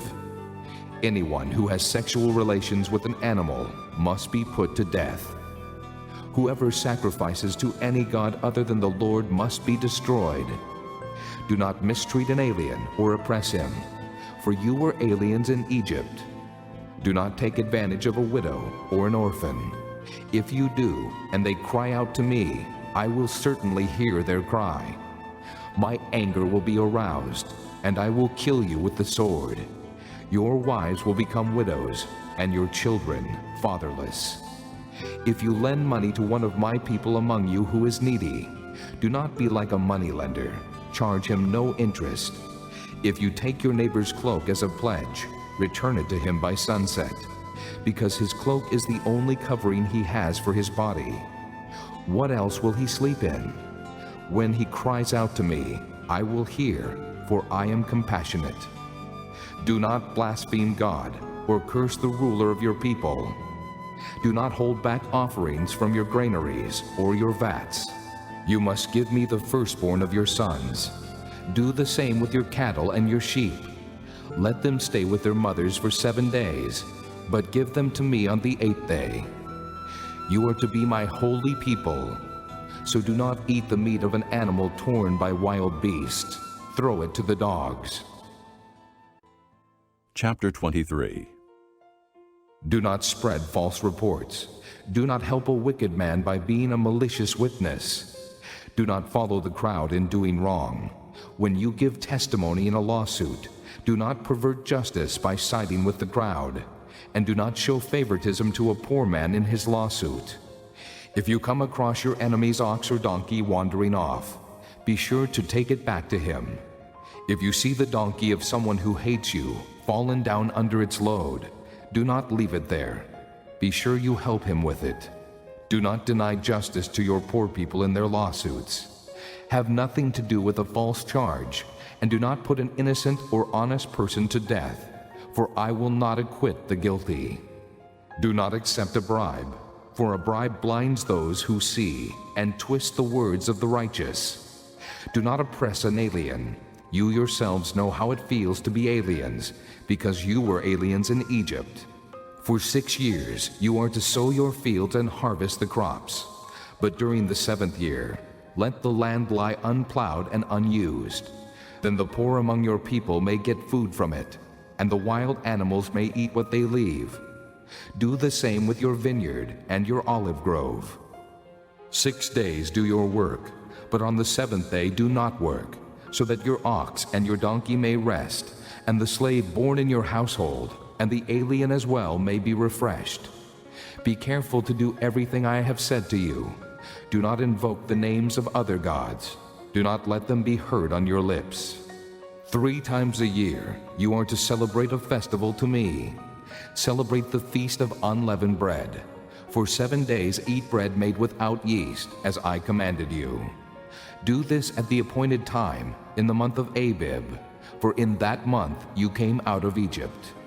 No one is to appear before me empty-handed. Celebrate the Feast of Harvest with the first fruits of the crops you sow in your field. Celebrate the Feast of Ingathering at the end of the year, when you gather in your crops from the field. 3 times a year all the men are to appear before the sovereign Lord. Do not offer the blood of a sacrifice to me along with anything containing yeast. The fat of my festival offerings must not be kept until morning. Bring the best of the first fruits of your soil to the house of the Lord your God. Do not cook a young goat in its mother's milk. See, I am sending an angel ahead of you to guard you along the way and to bring you to the place I have prepared. Pay attention to him and listen to what he says. Do not rebel against him. He will not forgive your rebellion, since my name is in him. If you listen carefully to what he says and do all that I say, I will be an enemy to your enemies and will oppose those who oppose you. My angel will go ahead of you and bring you into the land of the Amorites, Hittites, Perizzites, Canaanites, Hivites, and Jebusites, and I will wipe them out. Do not bow down before their gods, or worship them, or follow their practices. You must demolish them and break their sacred stones to pieces. Worship the Lord your God, and his blessing will be on your food and water. I will take away sickness from among you, and none will miscarry or be barren in your land. I will give you a full lifespan. I will send my terror ahead of you, and throw into confusion every nation you encounter. I will make all your enemies turn their backs and run. I will send the hornet ahead of you to drive the Hivites, Canaanites, and Hittites out of your way. But I will not drive them out in a single year, because the land would become desolate, and the wild animals too numerous for you. Little by little I will drive them out before you, until you have increased enough to take possession of the land. I will establish your borders from the Red Sea to the Sea of the Philistines, and from the desert to the river. I will hand over to you the people who live in the land, and you will drive them out before you. Do not make a covenant with them or with their gods. Do not let them live in your land, or they will cause you to sin against me, because the worship of their gods will certainly be a snare to you. Chapter 24. Then he said to Moses, Come up to the Lord, you and Aaron, Nadab, and Abihu, and 70 of the elders of Israel. You are to worship at a distance, but Moses alone is to approach the Lord. The others must not come near, and the people may not come up with him. When Moses went and told the people all the Lord's words and laws, they responded with one voice, Everything the Lord has said we will do. Moses then wrote down everything the Lord had said. He got up early the next morning and built an altar at the foot of the mountain and set up 12 stone pillars representing the 12 tribes of Israel. Then he sent young Israelite men, and they offered burnt offerings and sacrificed young bulls as fellowship offerings to the Lord. Moses took half of the blood and put it in bowls, and the other half he sprinkled on the altar. Then he took the book of the covenant and read it to the people. They responded, We will do everything the Lord has said. We will obey. Moses then took the blood, sprinkled it on the people, and said, This is the blood of the covenant that the Lord has made with you in accordance with all these words. Moses and Aaron, Nadab and Abihu, and the 70 elders of Israel went up and saw the God of Israel. Under his feet was something like a pavement made of sapphire, clear as the sky itself. But God did not raise his hand against these leaders of the Israelites. They saw God, and they ate and drank. The Lord said to Moses, Come up to me on the mountain and stay here, and I will give you the tablets of stone with the law and commands I have written for their instruction. Then Moses set out with Joshua his aide, and Moses went up on the mountain of God. He said to the elders, Wait here for us until we come back to you. Aaron and Hur are with you, and anyone involved in a dispute can go to them. When Moses went up on the mountain, the cloud covered it, and the glory of the Lord settled on Mount Sinai. For 6 days the cloud covered the mountain, and on the 7th day the Lord called to Moses from within the cloud. To the Israelites the glory of the Lord looked like a consuming fire on top of the mountain. Then Moses entered the cloud as he went on up the mountain, and he stayed on the mountain 40 days and 40 nights. Chapter 25. The Lord said to Moses, Tell the Israelites to bring me an offering. You are to receive the offering for me, from each man whose heart prompts him to give. These are the offerings you are to receive from them: gold, silver, and bronze, blue, purple, and scarlet yarn, and fine linen, goat hair, ram skins dyed red, and hides of sea cows, acacia wood, olive oil for the light, spices for the anointing oil and for the fragrant incense, and onyx stones and other gems to be mounted on the ephod and breastpiece. Then have them make a sanctuary for me, and I will dwell among them.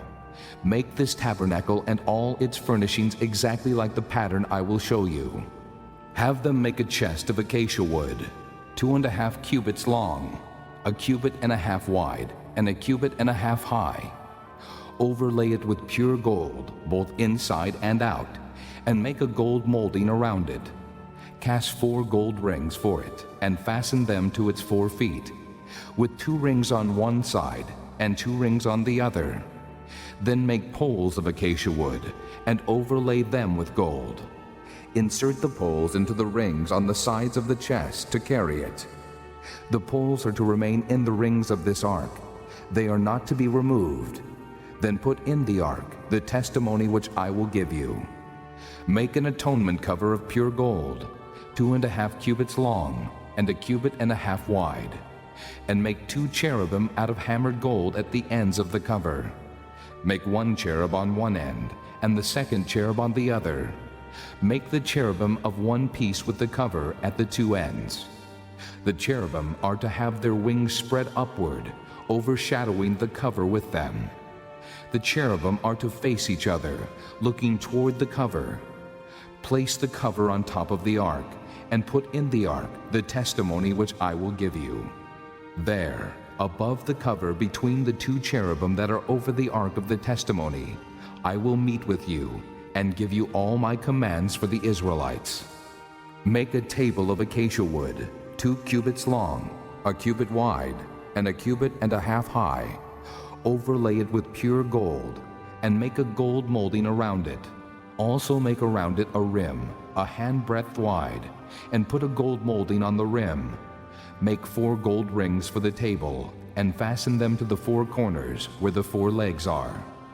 The rings are to be close to the rim to hold the poles used in carrying the table. Make the poles of acacia wood, overlay them with gold, and carry the table with them. And make its plates and dishes of pure gold, as well as its pitchers and bowls for the pouring out of offerings. Put the bread of the presence on this table to be before me at all times. Make a lampstand of pure gold, and hammer it out, base and shaft. Its flower-like cups, buds, and blossoms shall be of one piece with it. 6 branches are to extend from the sides of the lampstand, 3 on one side and 3 on the other. 3 cups shaped like almond flowers with buds and blossoms are to be on one branch, 3 on the next branch, and the same for all 6 branches extending from the lampstand. And on the lampstand there are to be 4 cups shaped like almond flowers with buds and blossoms. 1 bud shall be under the first pair of branches extending from the lampstand, a 2nd bud under the 2nd pair, and a 3rd bud under the 3rd pair, 6 branches in all.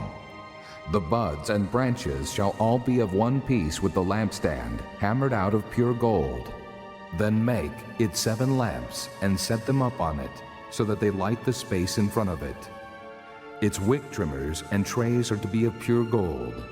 A talent of pure gold is to be used for the lampstand and all these accessories. See that you make them according to the pattern shown you on the mountain. Chapter 26. Make the tabernacle with 10 curtains of finely twisted linen and blue, purple, and scarlet yarn, with cherubim worked into them by a skilled craftsman. All the curtains are to be the same size, 28 cubits long and 4 cubits wide. Join 5 of the curtains together, and do the same with the other 5. Make loops of blue material along the edge of the end curtain in one set, and do the same with the end curtain in the other set. Make 50 loops on one curtain, and 50 loops on the end curtain of the other set, with the loops opposite each other. Then make 50 gold clasps, and use them to fasten the curtains together, so that the tabernacle is a unit. Make curtains of goat hair for the tent over the tabernacle, 11 altogether. All 11 curtains are to be the same size, 30 cubits long and 4 cubits wide. Join 5 of the curtains together into one set, and the other 6 into another set. Fold the 6th curtain double at the front of the tent. Make 50 loops along the edge of the end curtain in one set, and also along the edge of the end curtain in the other set. Then make 50 bronze clasps and put them in the loops to fasten the tent together as a unit. As for the additional length of the tent curtains, the half curtain that is left over is to hang down at the rear of the tabernacle. The tent curtains will be a cubit longer on both sides. What is left will hang over the sides of the tabernacle so as to cover it. Make for the tent a covering of ram skins dyed red, and over that a covering of hides of sea cows. Make upright frames of acacia wood for the tabernacle. Each frame is to be 10 cubits long and 1.5 cubits wide, with 2 projections set parallel to each other. Make all the frames of the tabernacle in this way. Make 20 frames for the south side of the tabernacle, and make 40 silver bases to go under them, 2 bases for each frame, 1 under each projection. For the other side, the north side of the tabernacle, make 20 frames, and 40 silver bases, 2 under each frame. Make 6 frames for the far end, that is the west end of the tabernacle, and make 2 frames for the corners at the far end. At these 2 corners, they must be double from the bottom all the way to the top, and fitted into a single ring. Both shall be like that. So there will be 8 frames and 16 silver bases, 2 under each frame. Also make crossbars of acacia wood, 5 for the frames on one side of the tabernacle, 5 for those on the other side, and 5 for the frames on the west at the far end of the tabernacle. The center crossbar is to extend from end to end at the middle of the frames. Overlay the frames with gold, and make gold rings to hold the crossbars. Also overlay the crossbars with gold. Set up the tabernacle according to the plan shown you on the mountain. Make a curtain of blue, purple, and scarlet yarn, and finely twisted linen, with cherubim worked into it by a skilled craftsman. Hang it with gold hooks on 4 posts of acacia wood overlaid with gold, and standing on 4 silver bases. Hang the curtain from the clasps, and place the Ark of the Testimony behind the curtain. The curtain will separate the holy place from the most holy place. Put the atonement cover on the Ark of the Testimony in the most holy place. Place the table outside the curtain on the north side of the tabernacle, and put the lampstand opposite it on the south side. For the entrance to the tent, make a curtain of blue, purple, and scarlet yarn, and finely twisted linen. The work of an embroiderer.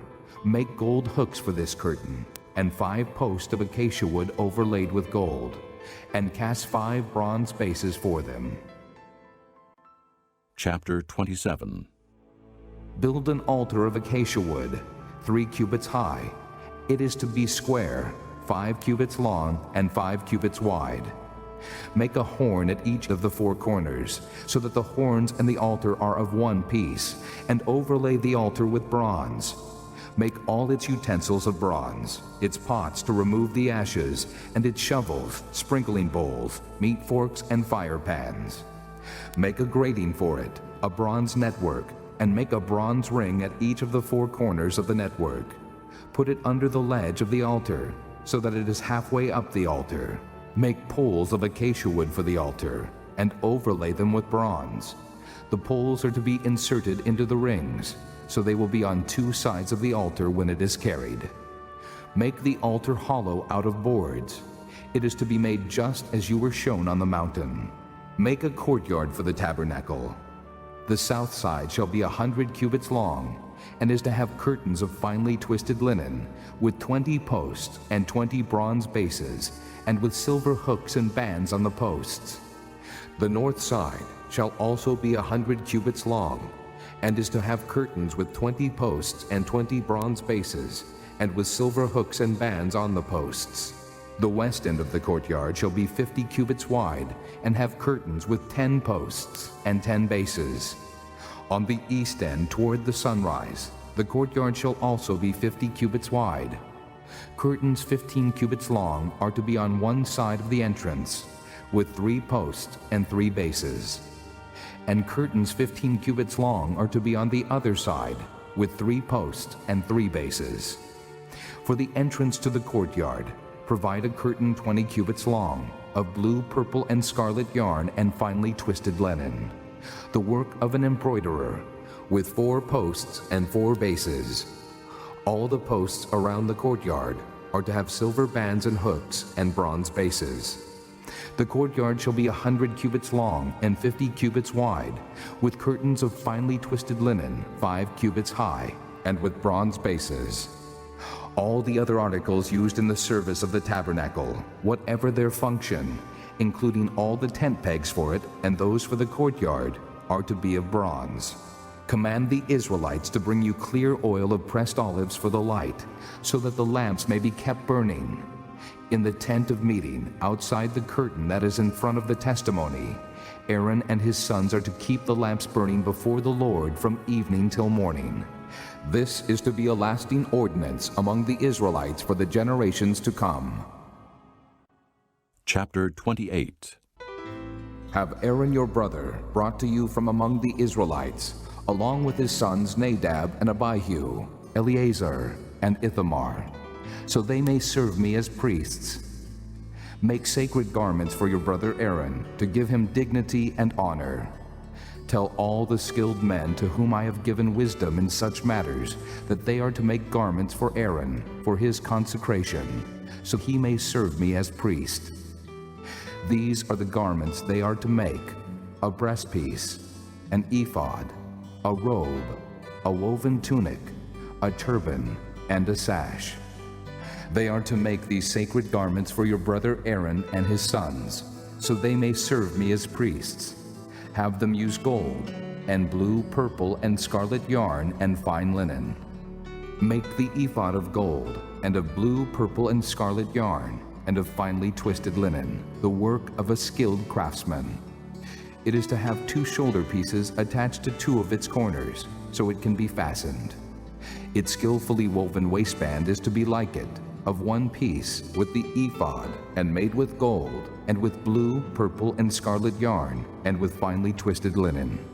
Take 2 onyx stones, and engrave on them the names of the sons of Israel, in the order of their birth, 6 names on 1 stone, and the remaining 6 on the other. Engrave the names of the sons of Israel on the 2 stones, the way a gem cutter engraves a seal. Then mount the stones in gold filigree settings, and fasten them on the shoulder pieces of the ephod, as memorial stones for the sons of Israel.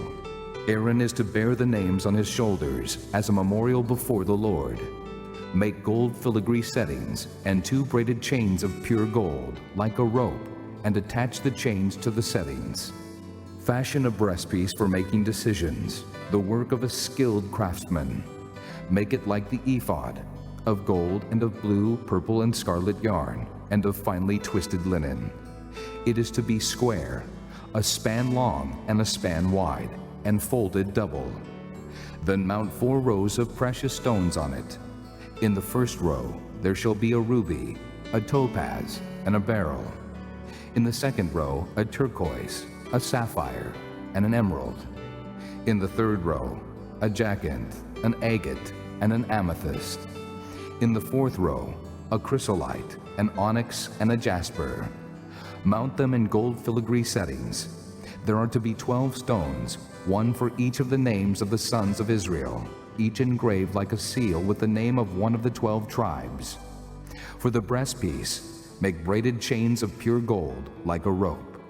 Make 2 gold rings for it, and fasten them to 2 corners of the breastpiece. Fasten the 2 gold chains to the rings at the corners of the breastpiece, and the other ends of the chains to the 2 settings, attaching them to the shoulder pieces of the ephod at the front. Make 2 gold rings, and attach them to the other 2 corners of the breastpiece on the inside edge next to the ephod. Make 2 more gold rings, and attach them to the bottom of the shoulder pieces on the front of the ephod, close to the seam just above the waistband of the ephod. The rings of the breastpiece are to be tied to the rings of the ephod with blue cord, connecting it to the waistband, so that the breastpiece will not swing out from the ephod. Whenever Aaron enters the holy place, he will bear the names of the sons of Israel over his heart on the breastpiece of decision as a continuing memorial before the Lord. Also, put the Urim and the Thummim in the breastpiece, so they may be over Aaron's heart whenever he enters the presence of the Lord. Thus, Aaron will always bear the means of making decisions for the Israelites over his heart before the Lord. Make the robe of the ephod entirely of blue cloth, with an opening for the head in its center. There shall be a woven edge like a collar around this opening, so that it will not tear. Make pomegranates of blue, purple, and scarlet yarn around the hem of the robe, with gold bells between them. The gold bells and the pomegranates are to alternate around the hem of the robe. Aaron must wear it when he ministers. The sound of the bells will be heard when he enters the holy place before the Lord, and when he comes out, so that he will not die. Make a plate of pure gold and engrave on it as on a seal. holy to the Lord. Fasten a blue cord to it, to attach it to the turban. It is to be on the front of the turban. It will be on Aaron's forehead, and he will bear the guilt involved in the sacred gifts the Israelites consecrate, whatever their gifts may be. It will be on Aaron's forehead continually, so that they will be acceptable to the Lord. Weave the tunic of fine linen, and make the turban of fine linen. The sash is to be the work of an embroiderer. Make tunics, sashes, and headbands for Aaron's sons, to give them dignity and honor. After you put these clothes on your brother Aaron and his sons, anoint and ordain them. Consecrate them, so they may serve me as priests. Make linen undergarments as a covering for the body, reaching from the waist to the thigh. Aaron and his sons must wear them whenever they enter the tent of meeting or approach the altar to minister in the holy place, so that they will not incur guilt and die. This is to be a lasting ordinance for Aaron and his descendants. Chapter 29. This is what you are to do to consecrate them, so they may serve me as priests. Take a young bull and 2 rams without defect, and from fine wheat flour, without yeast, make bread, and cakes mixed with oil, and wafers spread with oil. Put them in a basket and present them in it, along with the bull and the 2 rams. Then bring Aaron and his sons to the entrance to the tent of meeting, and wash them with water. Take the garments and dress Aaron with the tunic, the robe of the ephod itself, and the breastpiece. Fasten the ephod on him by its skillfully woven waistband. Put the turban on his head and attach the sacred diadem to the turban. Take the anointing oil and anoint him by pouring it on his head. Bring his sons and dress them in tunics and put headbands on them. Then tie sashes on Aaron and his sons. The priesthood is theirs by a lasting ordinance. In this way you shall ordain Aaron and his sons. Bring the bull to the front of the tent of meeting, and Aaron and his sons shall lay their hands on its head. Slaughter it in the Lord's presence at the entrance to the tent of meeting. Take some of the bull's blood and put it on the horns of the altar with your finger, and pour out the rest of it at the base of the altar. Then take all the fat around the inner parts, the covering of the liver, and both kidneys with the fat on them, and burn them on the altar. But burn the bull's flesh and its hide and its offal outside the camp. It is a sin offering. Take one of the rams, and Aaron and his sons shall lay their hands on its head. Slaughter it, and take the blood and sprinkle it against the altar on all sides. Cut the ram into pieces, and wash the inner parts and the legs, putting them with the head and the other pieces. Then burn the entire ram on the altar. It is a burnt offering to the Lord, a pleasing aroma, an offering made to the Lord by fire. Take the other ram, and Aaron and his sons shall lay their hands on its head. Slaughter it. Take some of its blood and put it on the lobes of the right ears of Aaron and his sons, on the thumbs of their right hands, and on the big toes of their right feet. Then sprinkle blood against the altar on all sides. And take some of the blood on the altar, and some of the anointing oil, and sprinkle it on Aaron and his garments, and on his sons and their garments. Then he and his sons and their garments will be consecrated. Take from this ram the fat tail, the fat around the inner parts, the covering of the liver, both kidneys with the fat on them, and the right thigh. This is the ram for the ordination. From the basket of bread made without yeast, which is before the Lord, take a loaf, and a cake made with oil, and a wafer. Put all these in the hands of Aaron and his sons, and wave them before the Lord as a wave offering. Then take them from their hands, and burn them on the altar along with the burnt offering for a pleasing aroma to the Lord, an offering made to the Lord by fire. After you take the breast of the ram for Aaron's ordination, wave it before the Lord as a wave offering, and it will be your share. Consecrate those parts of the ordination ram that belong to Aaron and his sons, the breast that was waved and the thigh that was presented. This is always to be the regular share from the Israelites for Aaron and his sons. It is the contribution the Israelites are to make to the Lord from their fellowship offerings. Aaron's sacred garments will belong to his descendants, so that they can be anointed and ordained in them. The son who succeeds him as priest and comes to the tent of meeting to minister in the holy place is to wear them 7 days. Take the ram for the ordination and cook the meat in a sacred place. At the entrance to the tent of meeting, Aaron and his sons are to eat the meat of the ram and the bread that is in the basket. They are to eat these offerings by which atonement was made for their ordination and consecration. But no one else may eat them, because they are sacred. And if any of the meat of the ordination ram or any bread is left over till morning, burn it up. It must not be eaten, because it is sacred. Do for Aaron and his sons everything I have commanded you, taking 7 days to ordain them. Sacrifice a bull each day as a sin offering to make atonement. Purify the altar by making atonement for it, and anoint it to consecrate it. For 7 days make atonement for the altar and consecrate it. Then the altar will be most holy, and whatever touches it will be holy. This is what you are to offer on the altar regularly each day: 2 lambs a year old. Offer one in the morning and the other at twilight. With the first lamb, offer 1/10 of an ephah of fine flour mixed with 1/4 of a hin of oil from pressed olives, and 1/4 of a hin of wine as a drink offering. Sacrifice the other lamb at twilight, with the same grain offering and its drink offering as in the morning, a pleasing aroma, an offering made to the Lord by fire. For the generations to come, this burnt offering is to be made regularly at the entrance to the tent of meeting before the Lord. There I will meet you and speak to you. There also I will meet with the Israelites, and the place will be consecrated by my glory.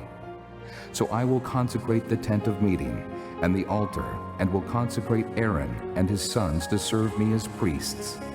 Then I will dwell among the Israelites and be their God. They will know that I am the Lord their God, who brought them out of Egypt, so that I might dwell among them. I am the Lord their God. Chapter 30. Make an altar of acacia wood for burning incense. It is to be square, 1 cubit long and 1 cubit wide, and 2 cubits high, its horns of 1 piece with it. Overlay the top and all the sides and the horns with pure gold, and make a gold molding around it. Make 2 gold rings for the altar below the molding, 2 on opposite sides, to hold the poles used to carry it. Make the poles of acacia wood and overlay them with gold. Put the altar in front of the curtain that is before the ark of the testimony, before the atonement cover that is over the testimony, where I will meet with you. Aaron must burn fragrant incense on the altar every morning when he tends the lamps. He must burn incense again when he lights the lamps at twilight, so incense will burn regularly before the Lord for the generations to come. Do not offer on this altar any other incense or any burnt offering or grain offering, and do not pour a drink offering on it. Once a year, Aaron shall make atonement on its horns. This annual atonement must be made with the blood of the atoning sin offering for the generations to come. It is most holy to the Lord. Then the Lord said to Moses, When you take a census of the Israelites to count them, each one must pay the Lord a ransom for his life at the time he is counted. Then no plague will come on them when you number them. Each one who crosses over to those already counted is to give a half shekel, according to the sanctuary shekel, which weighs 20 gerahs. This half shekel is an offering to the Lord. All who cross over, those 20 years old or more, are to give an offering to the Lord. The rich are not to give more than a half shekel, and the poor are not to give less when you make the offering to the Lord to atone for your lives. Receive the atonement money from the Israelites and use it for the service of the tent of meeting. It will be a memorial for the Israelites before the Lord, making atonement for your lives. Then the Lord said to Moses, Make a bronze basin with its bronze stand for washing. Place it between the tent of meeting and the altar, and put water in it. Aaron and his sons are to wash their hands and feet with water from it. Whenever they enter the tent of meeting, they shall wash with water, so that they will not die.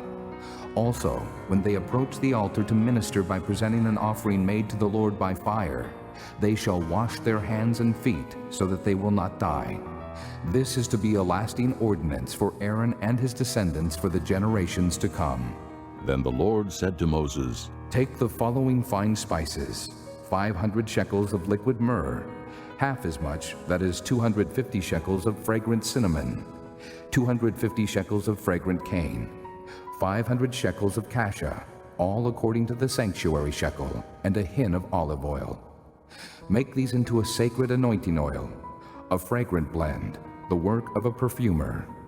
It will be the sacred anointing oil. Then use it to anoint the tent of meeting, the ark of the testimony, the table and all its articles, the lampstand and its accessories, the altar of incense, the altar of burnt offering and all its utensils, and the basin with its stand. You shall consecrate them, so they will be most holy, and whatever touches them will be holy. Anoint Aaron and his sons and consecrate them, so they may serve me as priests. Say to the Israelites, This is to be my sacred anointing oil for the generations to come. Do not pour it on men's bodies, and do not make any oil with the same formula.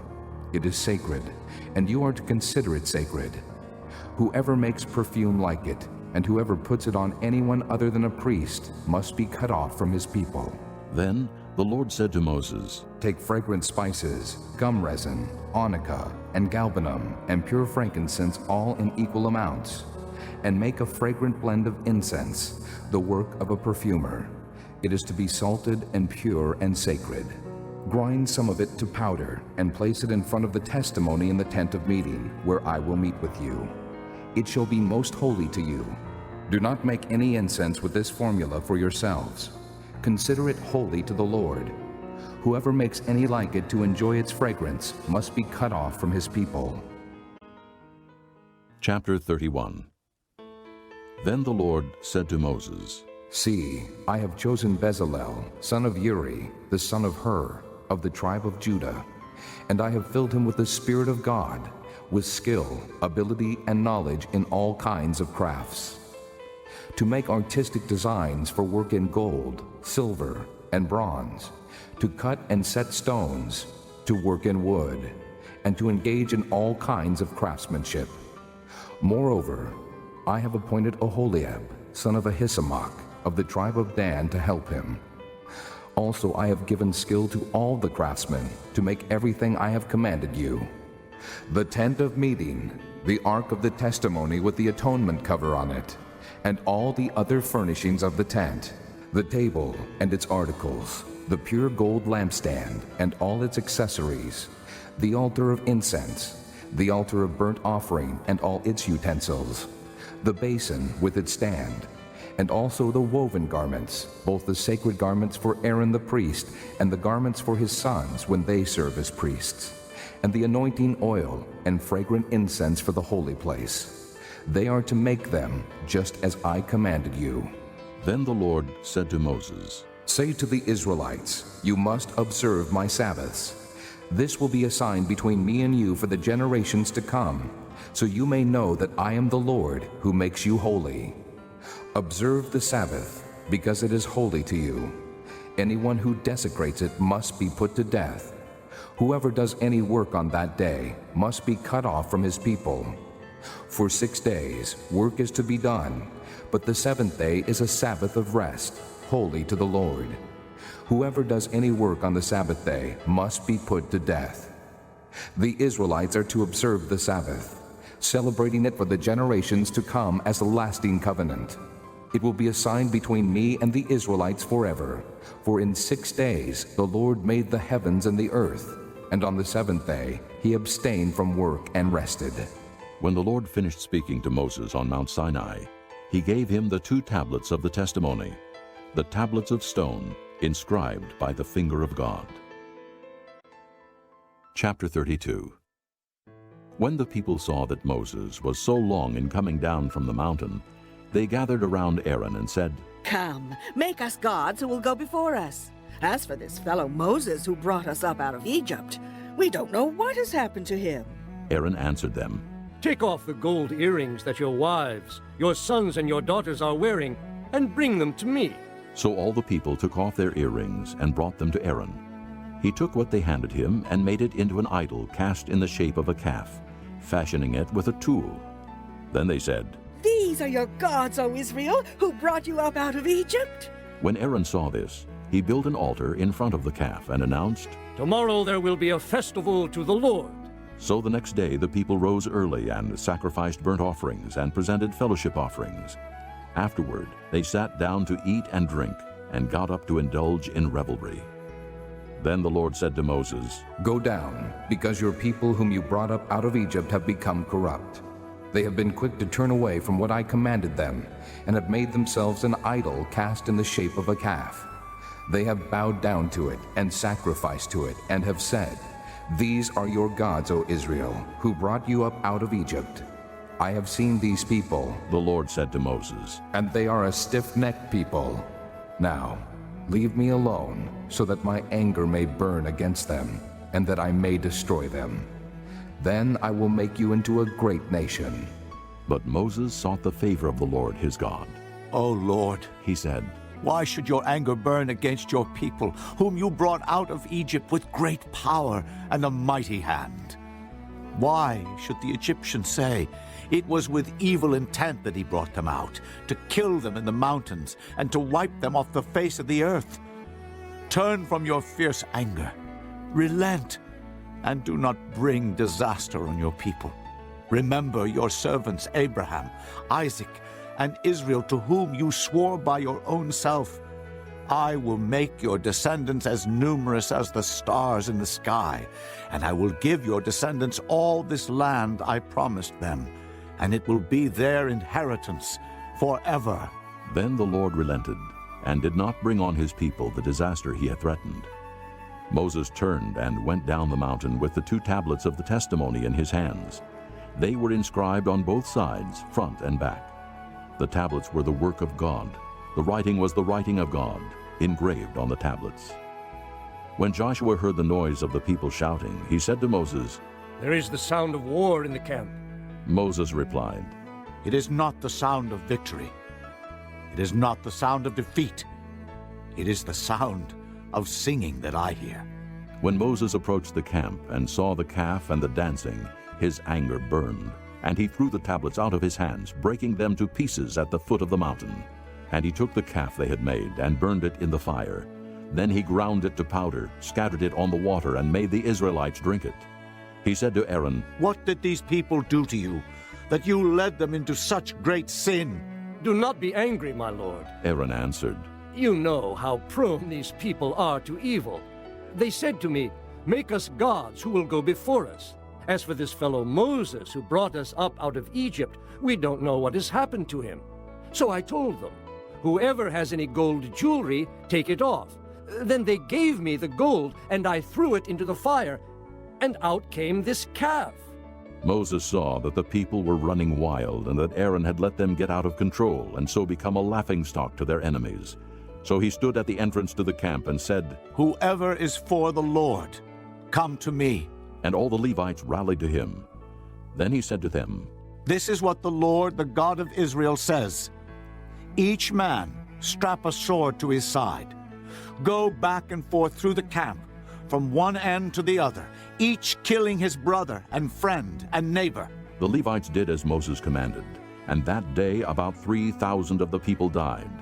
Then Moses said, "You have been set apart to the Lord today, for you were against your own sons and brothers, and he has blessed you this day." The next day Moses said to the people, "You have committed a great sin, but now I will go up to the Lord. Perhaps I can make atonement for your sin." So Moses went back to the Lord and said, "Oh, what a great sin these people have committed. They have made themselves gods of gold. But now, please forgive their sin. But if not, then blot me out of the book you have written." The Lord replied to Moses, "Whoever has sinned against me, I will blot out of my book. Now go, lead the people to the place I spoke of, and my angel will go before you. However, when the time comes for me to punish, I will punish them for their sin." And the Lord struck the people with a plague because of what they did with the calf Aaron had made. Chapter 33. Then the Lord said to Moses, "Leave this place, you and the people you brought up out of Egypt, and go up to the land I promised on oath to Abraham, Isaac, and Jacob, saying, I will give it to your descendants. I will send an angel before you, and drive out the Canaanites, Amorites, Hittites, Perizzites, Hivites, and Jebusites. Go up to the land flowing with milk and honey.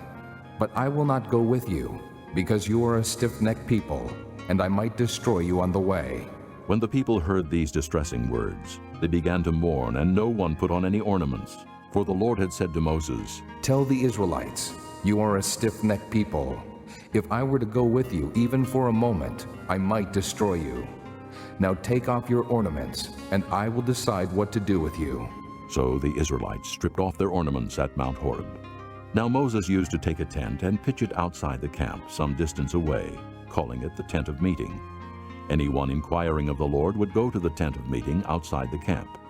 And whenever Moses went out to the tent, all the people rose and stood at the entrances to their tents, watching Moses until he entered the tent. As Moses went into the tent, the pillar of cloud would come down and stay at the entrance, while the Lord spoke with Moses. Whenever the people saw the pillar of cloud standing at the entrance to the tent, they all stood and worshipped, each at the entrance to his tent. The Lord would speak to Moses face to face, as a man speaks with his friend. Then Moses would return to the camp, but his young aide Joshua, son of Nun, did not leave the tent. Moses said to the Lord, "You have been telling me, lead these people, but you have not let me know whom you will send with me. You have said, I know you by name, and you have found favor with me. If you are pleased with me, teach me your ways, so I may know you and continue to find favor with you. Remember that this nation is your people." The Lord replied, "My presence will go with you, and I will give you rest." Then Moses said to him, "If your presence does not go with us, do not send us up from here. How will anyone know that you are pleased with me and with your people unless you go with us? What else will distinguish me and your people from all the other people on the face of the earth?" And the Lord said to Moses, "I will do the very thing you have asked, because I am pleased with you, and I know you by name." Then Moses said, "Now, show me your glory." And the Lord said, "I will cause all my goodness to pass in front of you, and I will proclaim my name, the Lord, in your presence. I will have mercy on whom I will have mercy, and I will have compassion on whom I will have compassion. But," he said, "you cannot see my face, for no one may see me and live." Then the Lord said, "There is a place near me where you may stand on a rock. When my glory passes by, I will put you in a cleft in the rock and cover you with my hand until I have passed by. Then I will remove my hand, and you will see my back, but my face must not be seen." This concludes Disc 5. Chapter 34. The Lord said to Moses, "Chisel out 2 stone tablets like the first ones, and I will write on them the words that were on the first tablets which you broke. Be ready in the morning, and then come up on Mount Sinai. Present yourself to me there on top of the mountain. No one is to come with you, or be seen anywhere on the mountain. Not even the flocks and herds may graze in front of the mountain." So Moses chiseled out 2 stone tablets, like the first ones, and went up Mount Sinai early in the morning, as the Lord had commanded him. And he carried the 2 stone tablets in his hands. Then the Lord came down in the cloud, and stood there with him, and proclaimed his name, the Lord. And he passed in front of Moses, proclaiming, the Lord, the compassionate and gracious God, slow to anger, abounding in love and faithfulness, maintaining love to thousands, and forgiving wickedness, rebellion, and sin. Yet he does not leave the guilty unpunished. He punishes the children and their children for the sin of the fathers to the 3rd and 4th generation." Moses bowed to the ground at once and worshipped. "O Lord, if I have found favor in your eyes," he said, "then let the Lord go with us. Although this is a stiff-necked people, forgive our wickedness and our sin, and take us as your inheritance." Then the Lord said, "I am making a covenant with you. Before all your people, I will do wonders never before done in any nation in all the world. The people you live among will see how awesome is the work that I, the Lord, will do for you. Obey what I command you today. I will drive out before you the Amorites, Canaanites, Hittites, Perizzites, Hivites, and Jebusites. Be careful not to make a treaty with those who live in the land where you are going, or they will be a snare among you. Break down their altars, smash their sacred stones, and cut down their Asherah poles. Do not worship any other god, for the Lord, whose name is jealous, is a jealous God. Be careful not to make a treaty with those who live in the land, for when they prostitute themselves to their gods and sacrifice to them, they will invite you, and you will eat their sacrifices. And when you choose some of their daughters as wives for your sons, and those daughters prostitute themselves to their gods, they will lead your sons to do the same. Do not make cast idols. Celebrate the feast of unleavened bread. For 7 days eat bread made without yeast, as I commanded you. Do this at the appointed time in the month of Abib, for in that month you came out of Egypt. The first offspring of every womb belongs to me, including all the firstborn males of your livestock, whether from herd or flock. Redeem the firstborn donkey with a lamb, but if you do not redeem it, break its neck. Redeem all your firstborn sons. No one is to appear before me empty-handed. 6 days you shall labor, but on the 7th day you shall rest. Even during the plowing season and harvest you must rest. Celebrate the Feast of Weeks with the first fruits of the wheat harvest, and the Feast of Ingathering at the turn of the year. 3 times a year, all your men are to appear before the sovereign Lord, the God of Israel. I will drive out nations before you and enlarge your territory, and no one will covet your land when you go up 3 times each year to appear before the Lord your God. Do not offer the blood of a sacrifice to me along with anything containing yeast, and do not let any of the sacrifice from the Passover feast remain until morning. Bring the best of the first fruits of your soil to the house of the Lord your God. Do not cook a young goat in its mother's milk. Then the Lord said to Moses, Write down these words, for in accordance with these words I have made a covenant with you and with Israel. Moses was there with the Lord 40 days and 40 nights without eating bread or drinking water.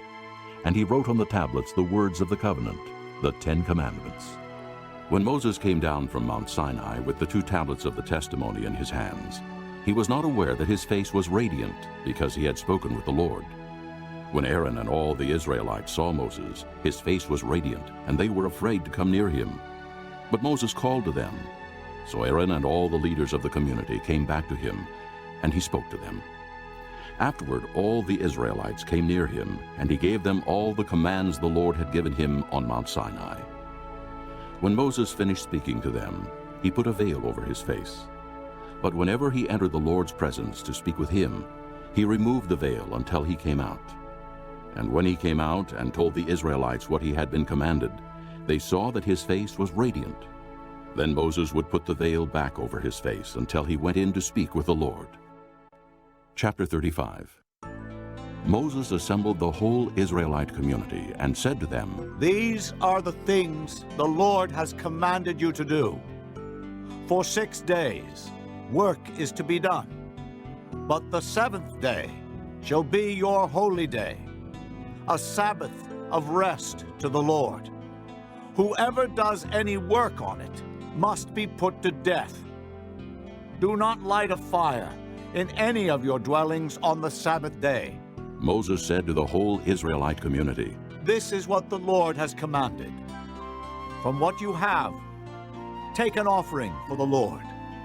Everyone who is willing is to bring to the Lord an offering of gold, silver, and bronze, blue, purple, and scarlet yarn, and fine linen, goat hair, ram skins dyed red, and hides of sea cows, acacia wood, olive oil for the light, spices for the anointing oil, and for the fragrant incense, and onyx stones and other gems to be mounted on the ephod and breastpiece.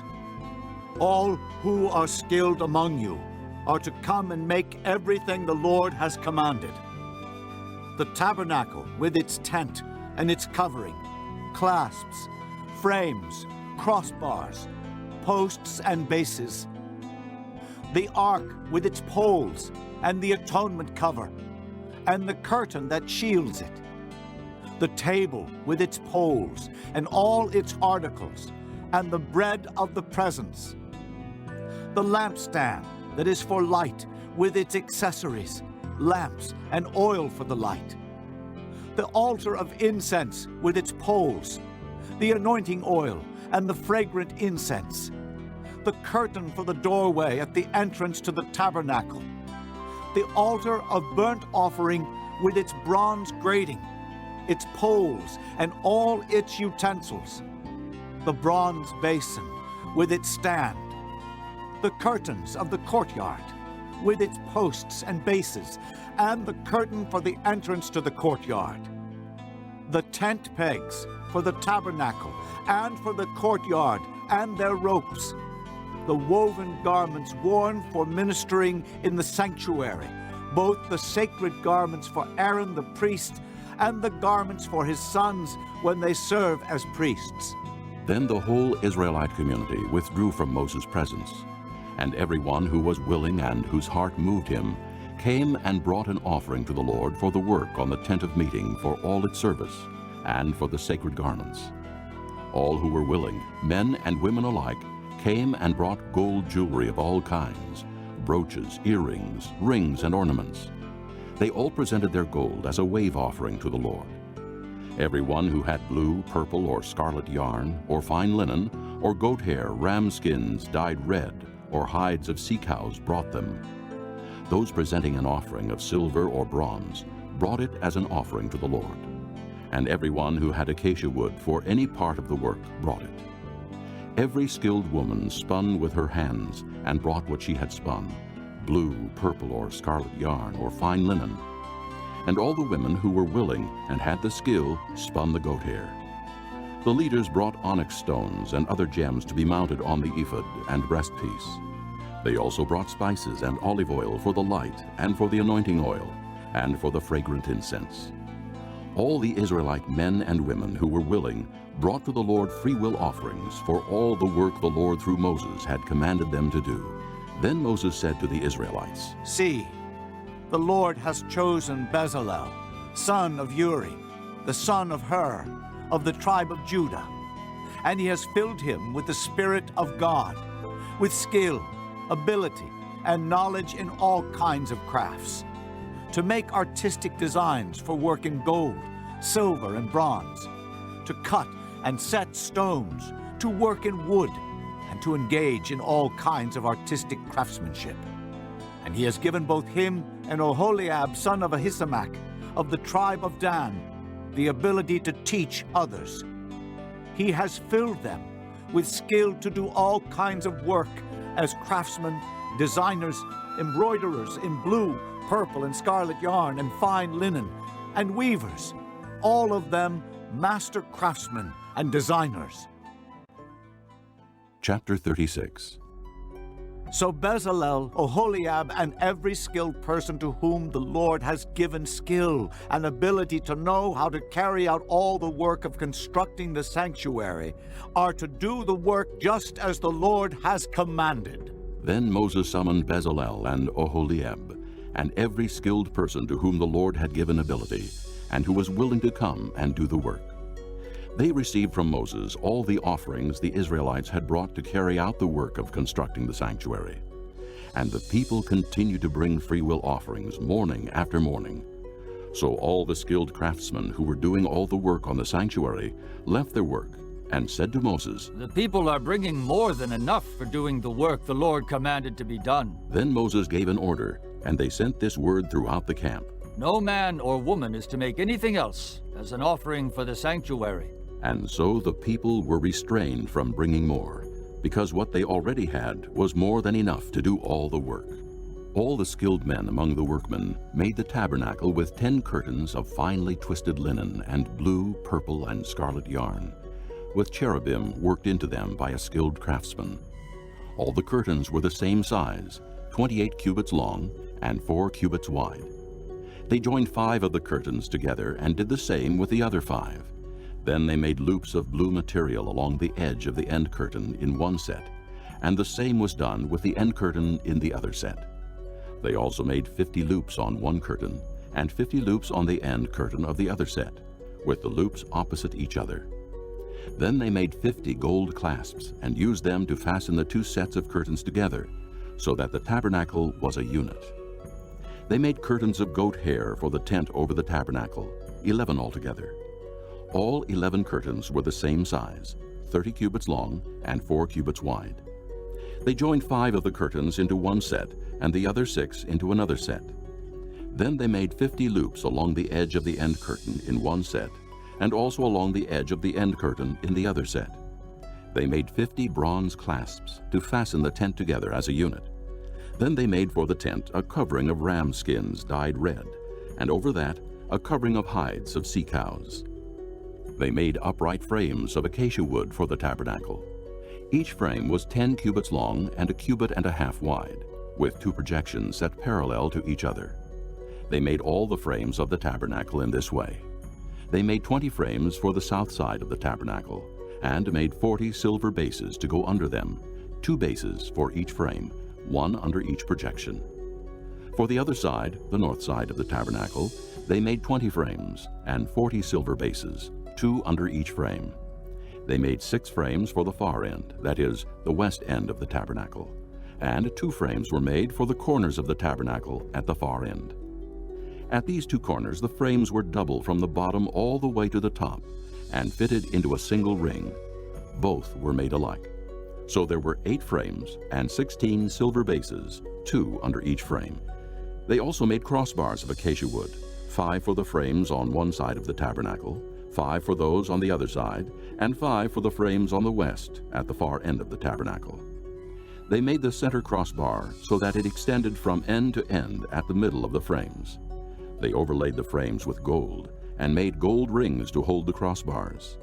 They also overlaid the crossbars with gold. They made the curtain of blue, purple, and scarlet yarn and finely twisted linen, with cherubim worked into it by a skilled craftsman. They made 4 posts of acacia wood for it and overlaid them with gold. They made gold hooks for them and cast their 4 silver bases. For the entrance to the tent, they made a curtain of blue, purple, and scarlet yarn and finely twisted linen, the work of an embroiderer. And they made 5 posts with hooks for them. They overlaid the tops of the posts and their bands with gold and made their 5 bases of bronze. Chapter 37. Bezalel made the ark of acacia wood, 2.5 cubits long, a cubit and a half wide, and a cubit and a half high. He overlaid it with pure gold, both inside and out, and made a gold molding around it. He cast 4 gold rings for it, and fastened them to its 4 feet, with 2 rings on one side and 2 rings on the other. Then he made poles of acacia wood, and overlaid them with gold. And he inserted the poles into the rings on the sides of the ark to carry it. He made the atonement cover of pure gold, 2.5 cubits long, and a cubit and a half wide. Then he made 2 cherubim out of hammered gold at the ends of the cover. He made 1 cherub on one end, and the second cherub on the other. At the 2 ends he made them of one piece with the cover. The cherubim had their wings spread upward, overshadowing the cover with them. The cherubim faced each other, looking toward the cover. They made the table of acacia wood, 2 cubits long, a cubit wide, and a cubit and a half high. Then they overlaid it with pure gold, and made a gold molding around it. They also made around it a rim, a handbreadth wide, and put a gold molding on the rim. They cast 4 gold rings for the table, and fastened them to the 4 corners, where the 4 legs were. The rings were put close to the rim to hold the poles used in carrying the table. The poles for carrying the table were made of acacia wood, and were overlaid with gold. And they made from pure gold the articles for the table, its plates and dishes and bowls, and its pitchers for the pouring out of drink offerings. They made the lampstand of pure gold, and hammered it out base and shaft. Its flower-like cups, buds, and blossoms were of one piece with it. 6 branches extended from the sides of the lampstand. 3 on one side and 3 on the other. 3 cups shaped like almond flowers with buds and blossoms were on one branch, 3 on the next branch, and the same for all 6 branches extending from the lampstand. And on the lampstand were 4 cups shaped like almond flowers with buds and blossoms. 1 bud was under the first pair of branches, extending from the lampstand, a second bud under the second pair, and a third bud under the third pair, 6 branches in all. The buds and the branches were all of one piece with the lampstand, hammered out of pure gold.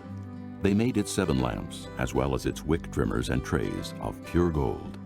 They made the lampstand and all its accessories from 1 talent of pure gold. They made the altar of incense out of acacia wood.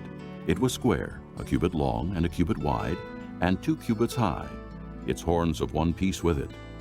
They overlaid the top and all the sides and the horns with pure gold, and made a gold molding around it.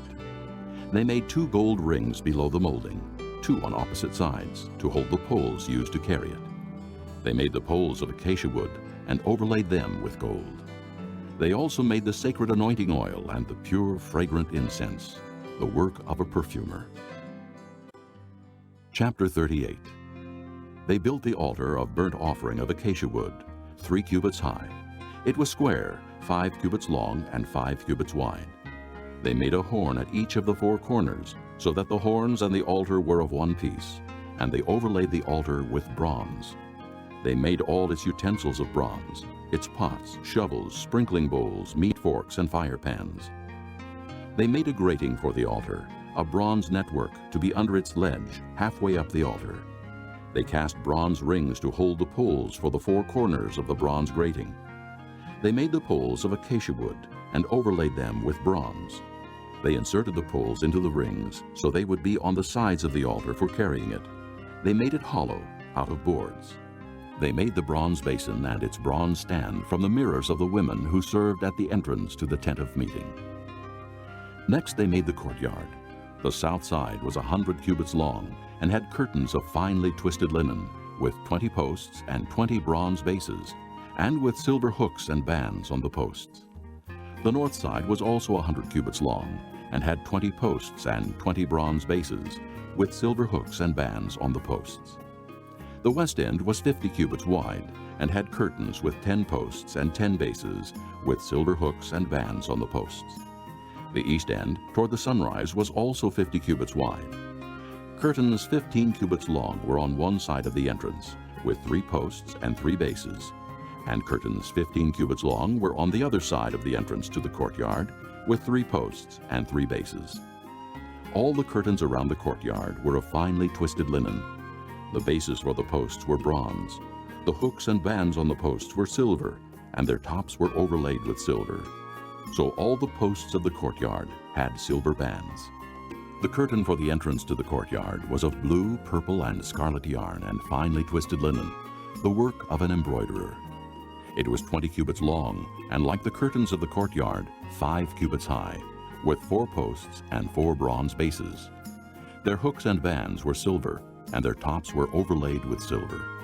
All the tent pegs of the tabernacle and of the surrounding courtyard were bronze. These are the amounts of the materials used for the tabernacle of the testimony, which were recorded at Moses' command by the Levites under the direction of Ithamar, son of Aaron the priest.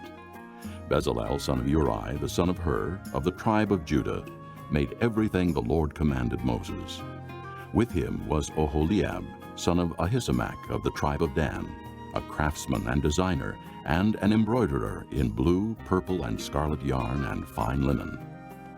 The total amount of the gold from the wave offering used for all the work on the sanctuary was 29 talents and 730 shekels, according to the sanctuary shekel.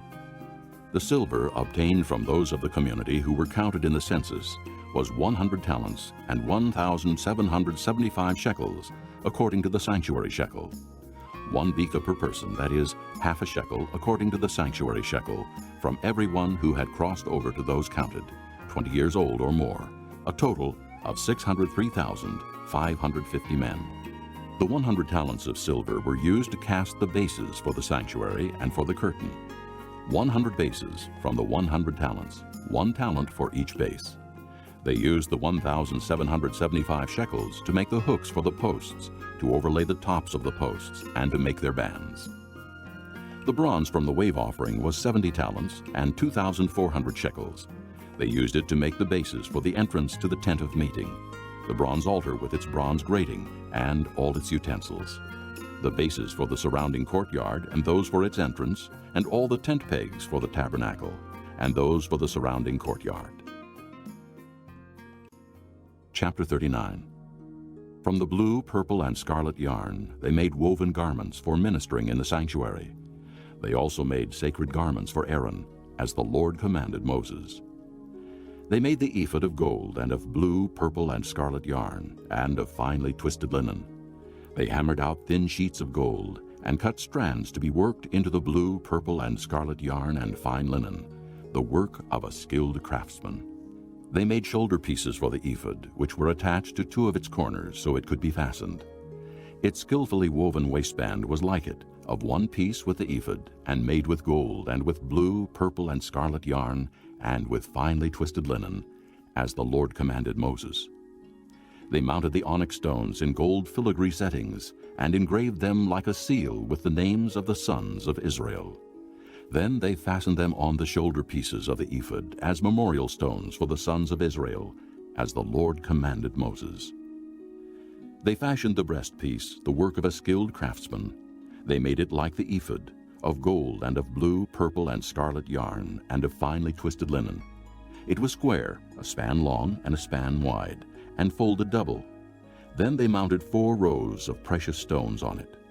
In the first row there was a ruby, a topaz, and a beryl. In the second row, a turquoise, a sapphire, and an emerald. In the third row, a jacinth, an agate, and an amethyst. In the fourth row, a chrysolite, an onyx, and a jasper. They were mounted in gold filigree settings. There were 12 stones, one for each of the names of the sons of Israel, each engraved like a seal with the name of one of the 12 tribes. For the breastpiece they made braided chains of pure gold, like a rope. They made 2 gold filigree settings and 2 gold rings, and fastened the rings to 2 of the corners of the breastpiece. They fastened the 2 gold chains to the rings at the corners of the breastpiece, and the other ends of the chains to the 2 settings, attaching them to the shoulder pieces of the ephod at the front. They made 2 gold rings and attached them to the other 2 corners of the breastpiece on the inside edge next to the ephod. Then they made 2 more gold rings and attached them to the bottom of the shoulder pieces on the front of the ephod, close to the seam just above the waistband of the ephod. They tied the rings of the breastpiece to the rings of the ephod with blue cord, connecting it to the waistband, so that the breastpiece would not swing out from the ephod, as the Lord commanded Moses. They made the robe of the ephod entirely of blue cloth, the work of a weaver, with an opening in the center of the robe like the opening of a collar, and a band around this opening, so that it would not tear. They made pomegranates of blue, purple, and scarlet yarn, and finely twisted linen around the hem of the robe. And they made bells of pure gold and attached them around the hem between the pomegranates. The bells and pomegranates alternated around the hem of the robe to be worn for ministering, as the Lord commanded Moses. For Aaron and his sons they made tunics of fine linen, the work of a weaver, and the turban of fine linen, the linen headbands, and the undergarments of finely twisted linen. The sash was of finely twisted linen and blue, purple, and scarlet yarn, the work of an embroiderer, as the Lord commanded Moses. They made the plate, the sacred diadem, out of pure gold and engraved on it, like an inscription on a seal, "Holy to the Lord." Then they fastened a blue cord to it to attach it to the turban, as the Lord commanded Moses. So all the work on the tabernacle, the tent of meeting, was completed. The Israelites did everything just as the Lord commanded Moses. Then they brought the tabernacle to Moses, the tent and all its furnishings, its clasps, frames, crossbars, posts, and bases, the covering of ram skins dyed red, the covering of hides of sea cows, and the shielding curtain, the ark of the testimony with its poles, and the atonement cover, the table with all its articles, and the bread of the presence, the pure gold lampstand with its row of lamps and all its accessories, and the oil for the light, the gold altar, the anointing oil, the fragrant incense, and the curtain for the entrance to the tent, the bronze altar with its bronze grating, its poles and all its utensils, the basin with its stand, the curtains of the courtyard with its posts and bases, and the curtain for the entrance to the courtyard, the ropes and tent pegs for the courtyard, all the furnishings for the tabernacle, the tent of meeting, and the woven garments worn for ministering in the sanctuary, both the sacred garments for Aaron the priest and the garments for his sons when serving as priests. The Israelites had done all the work just as the Lord had commanded Moses. Moses inspected the work and saw that they had done it just as the Lord had commanded. So Moses blessed them. Chapter 40. Then the Lord said to Moses, Set up the tabernacle, the tent of meeting, on the first day of the first month. Place the ark of the testimony in it, and shield the ark with the curtain.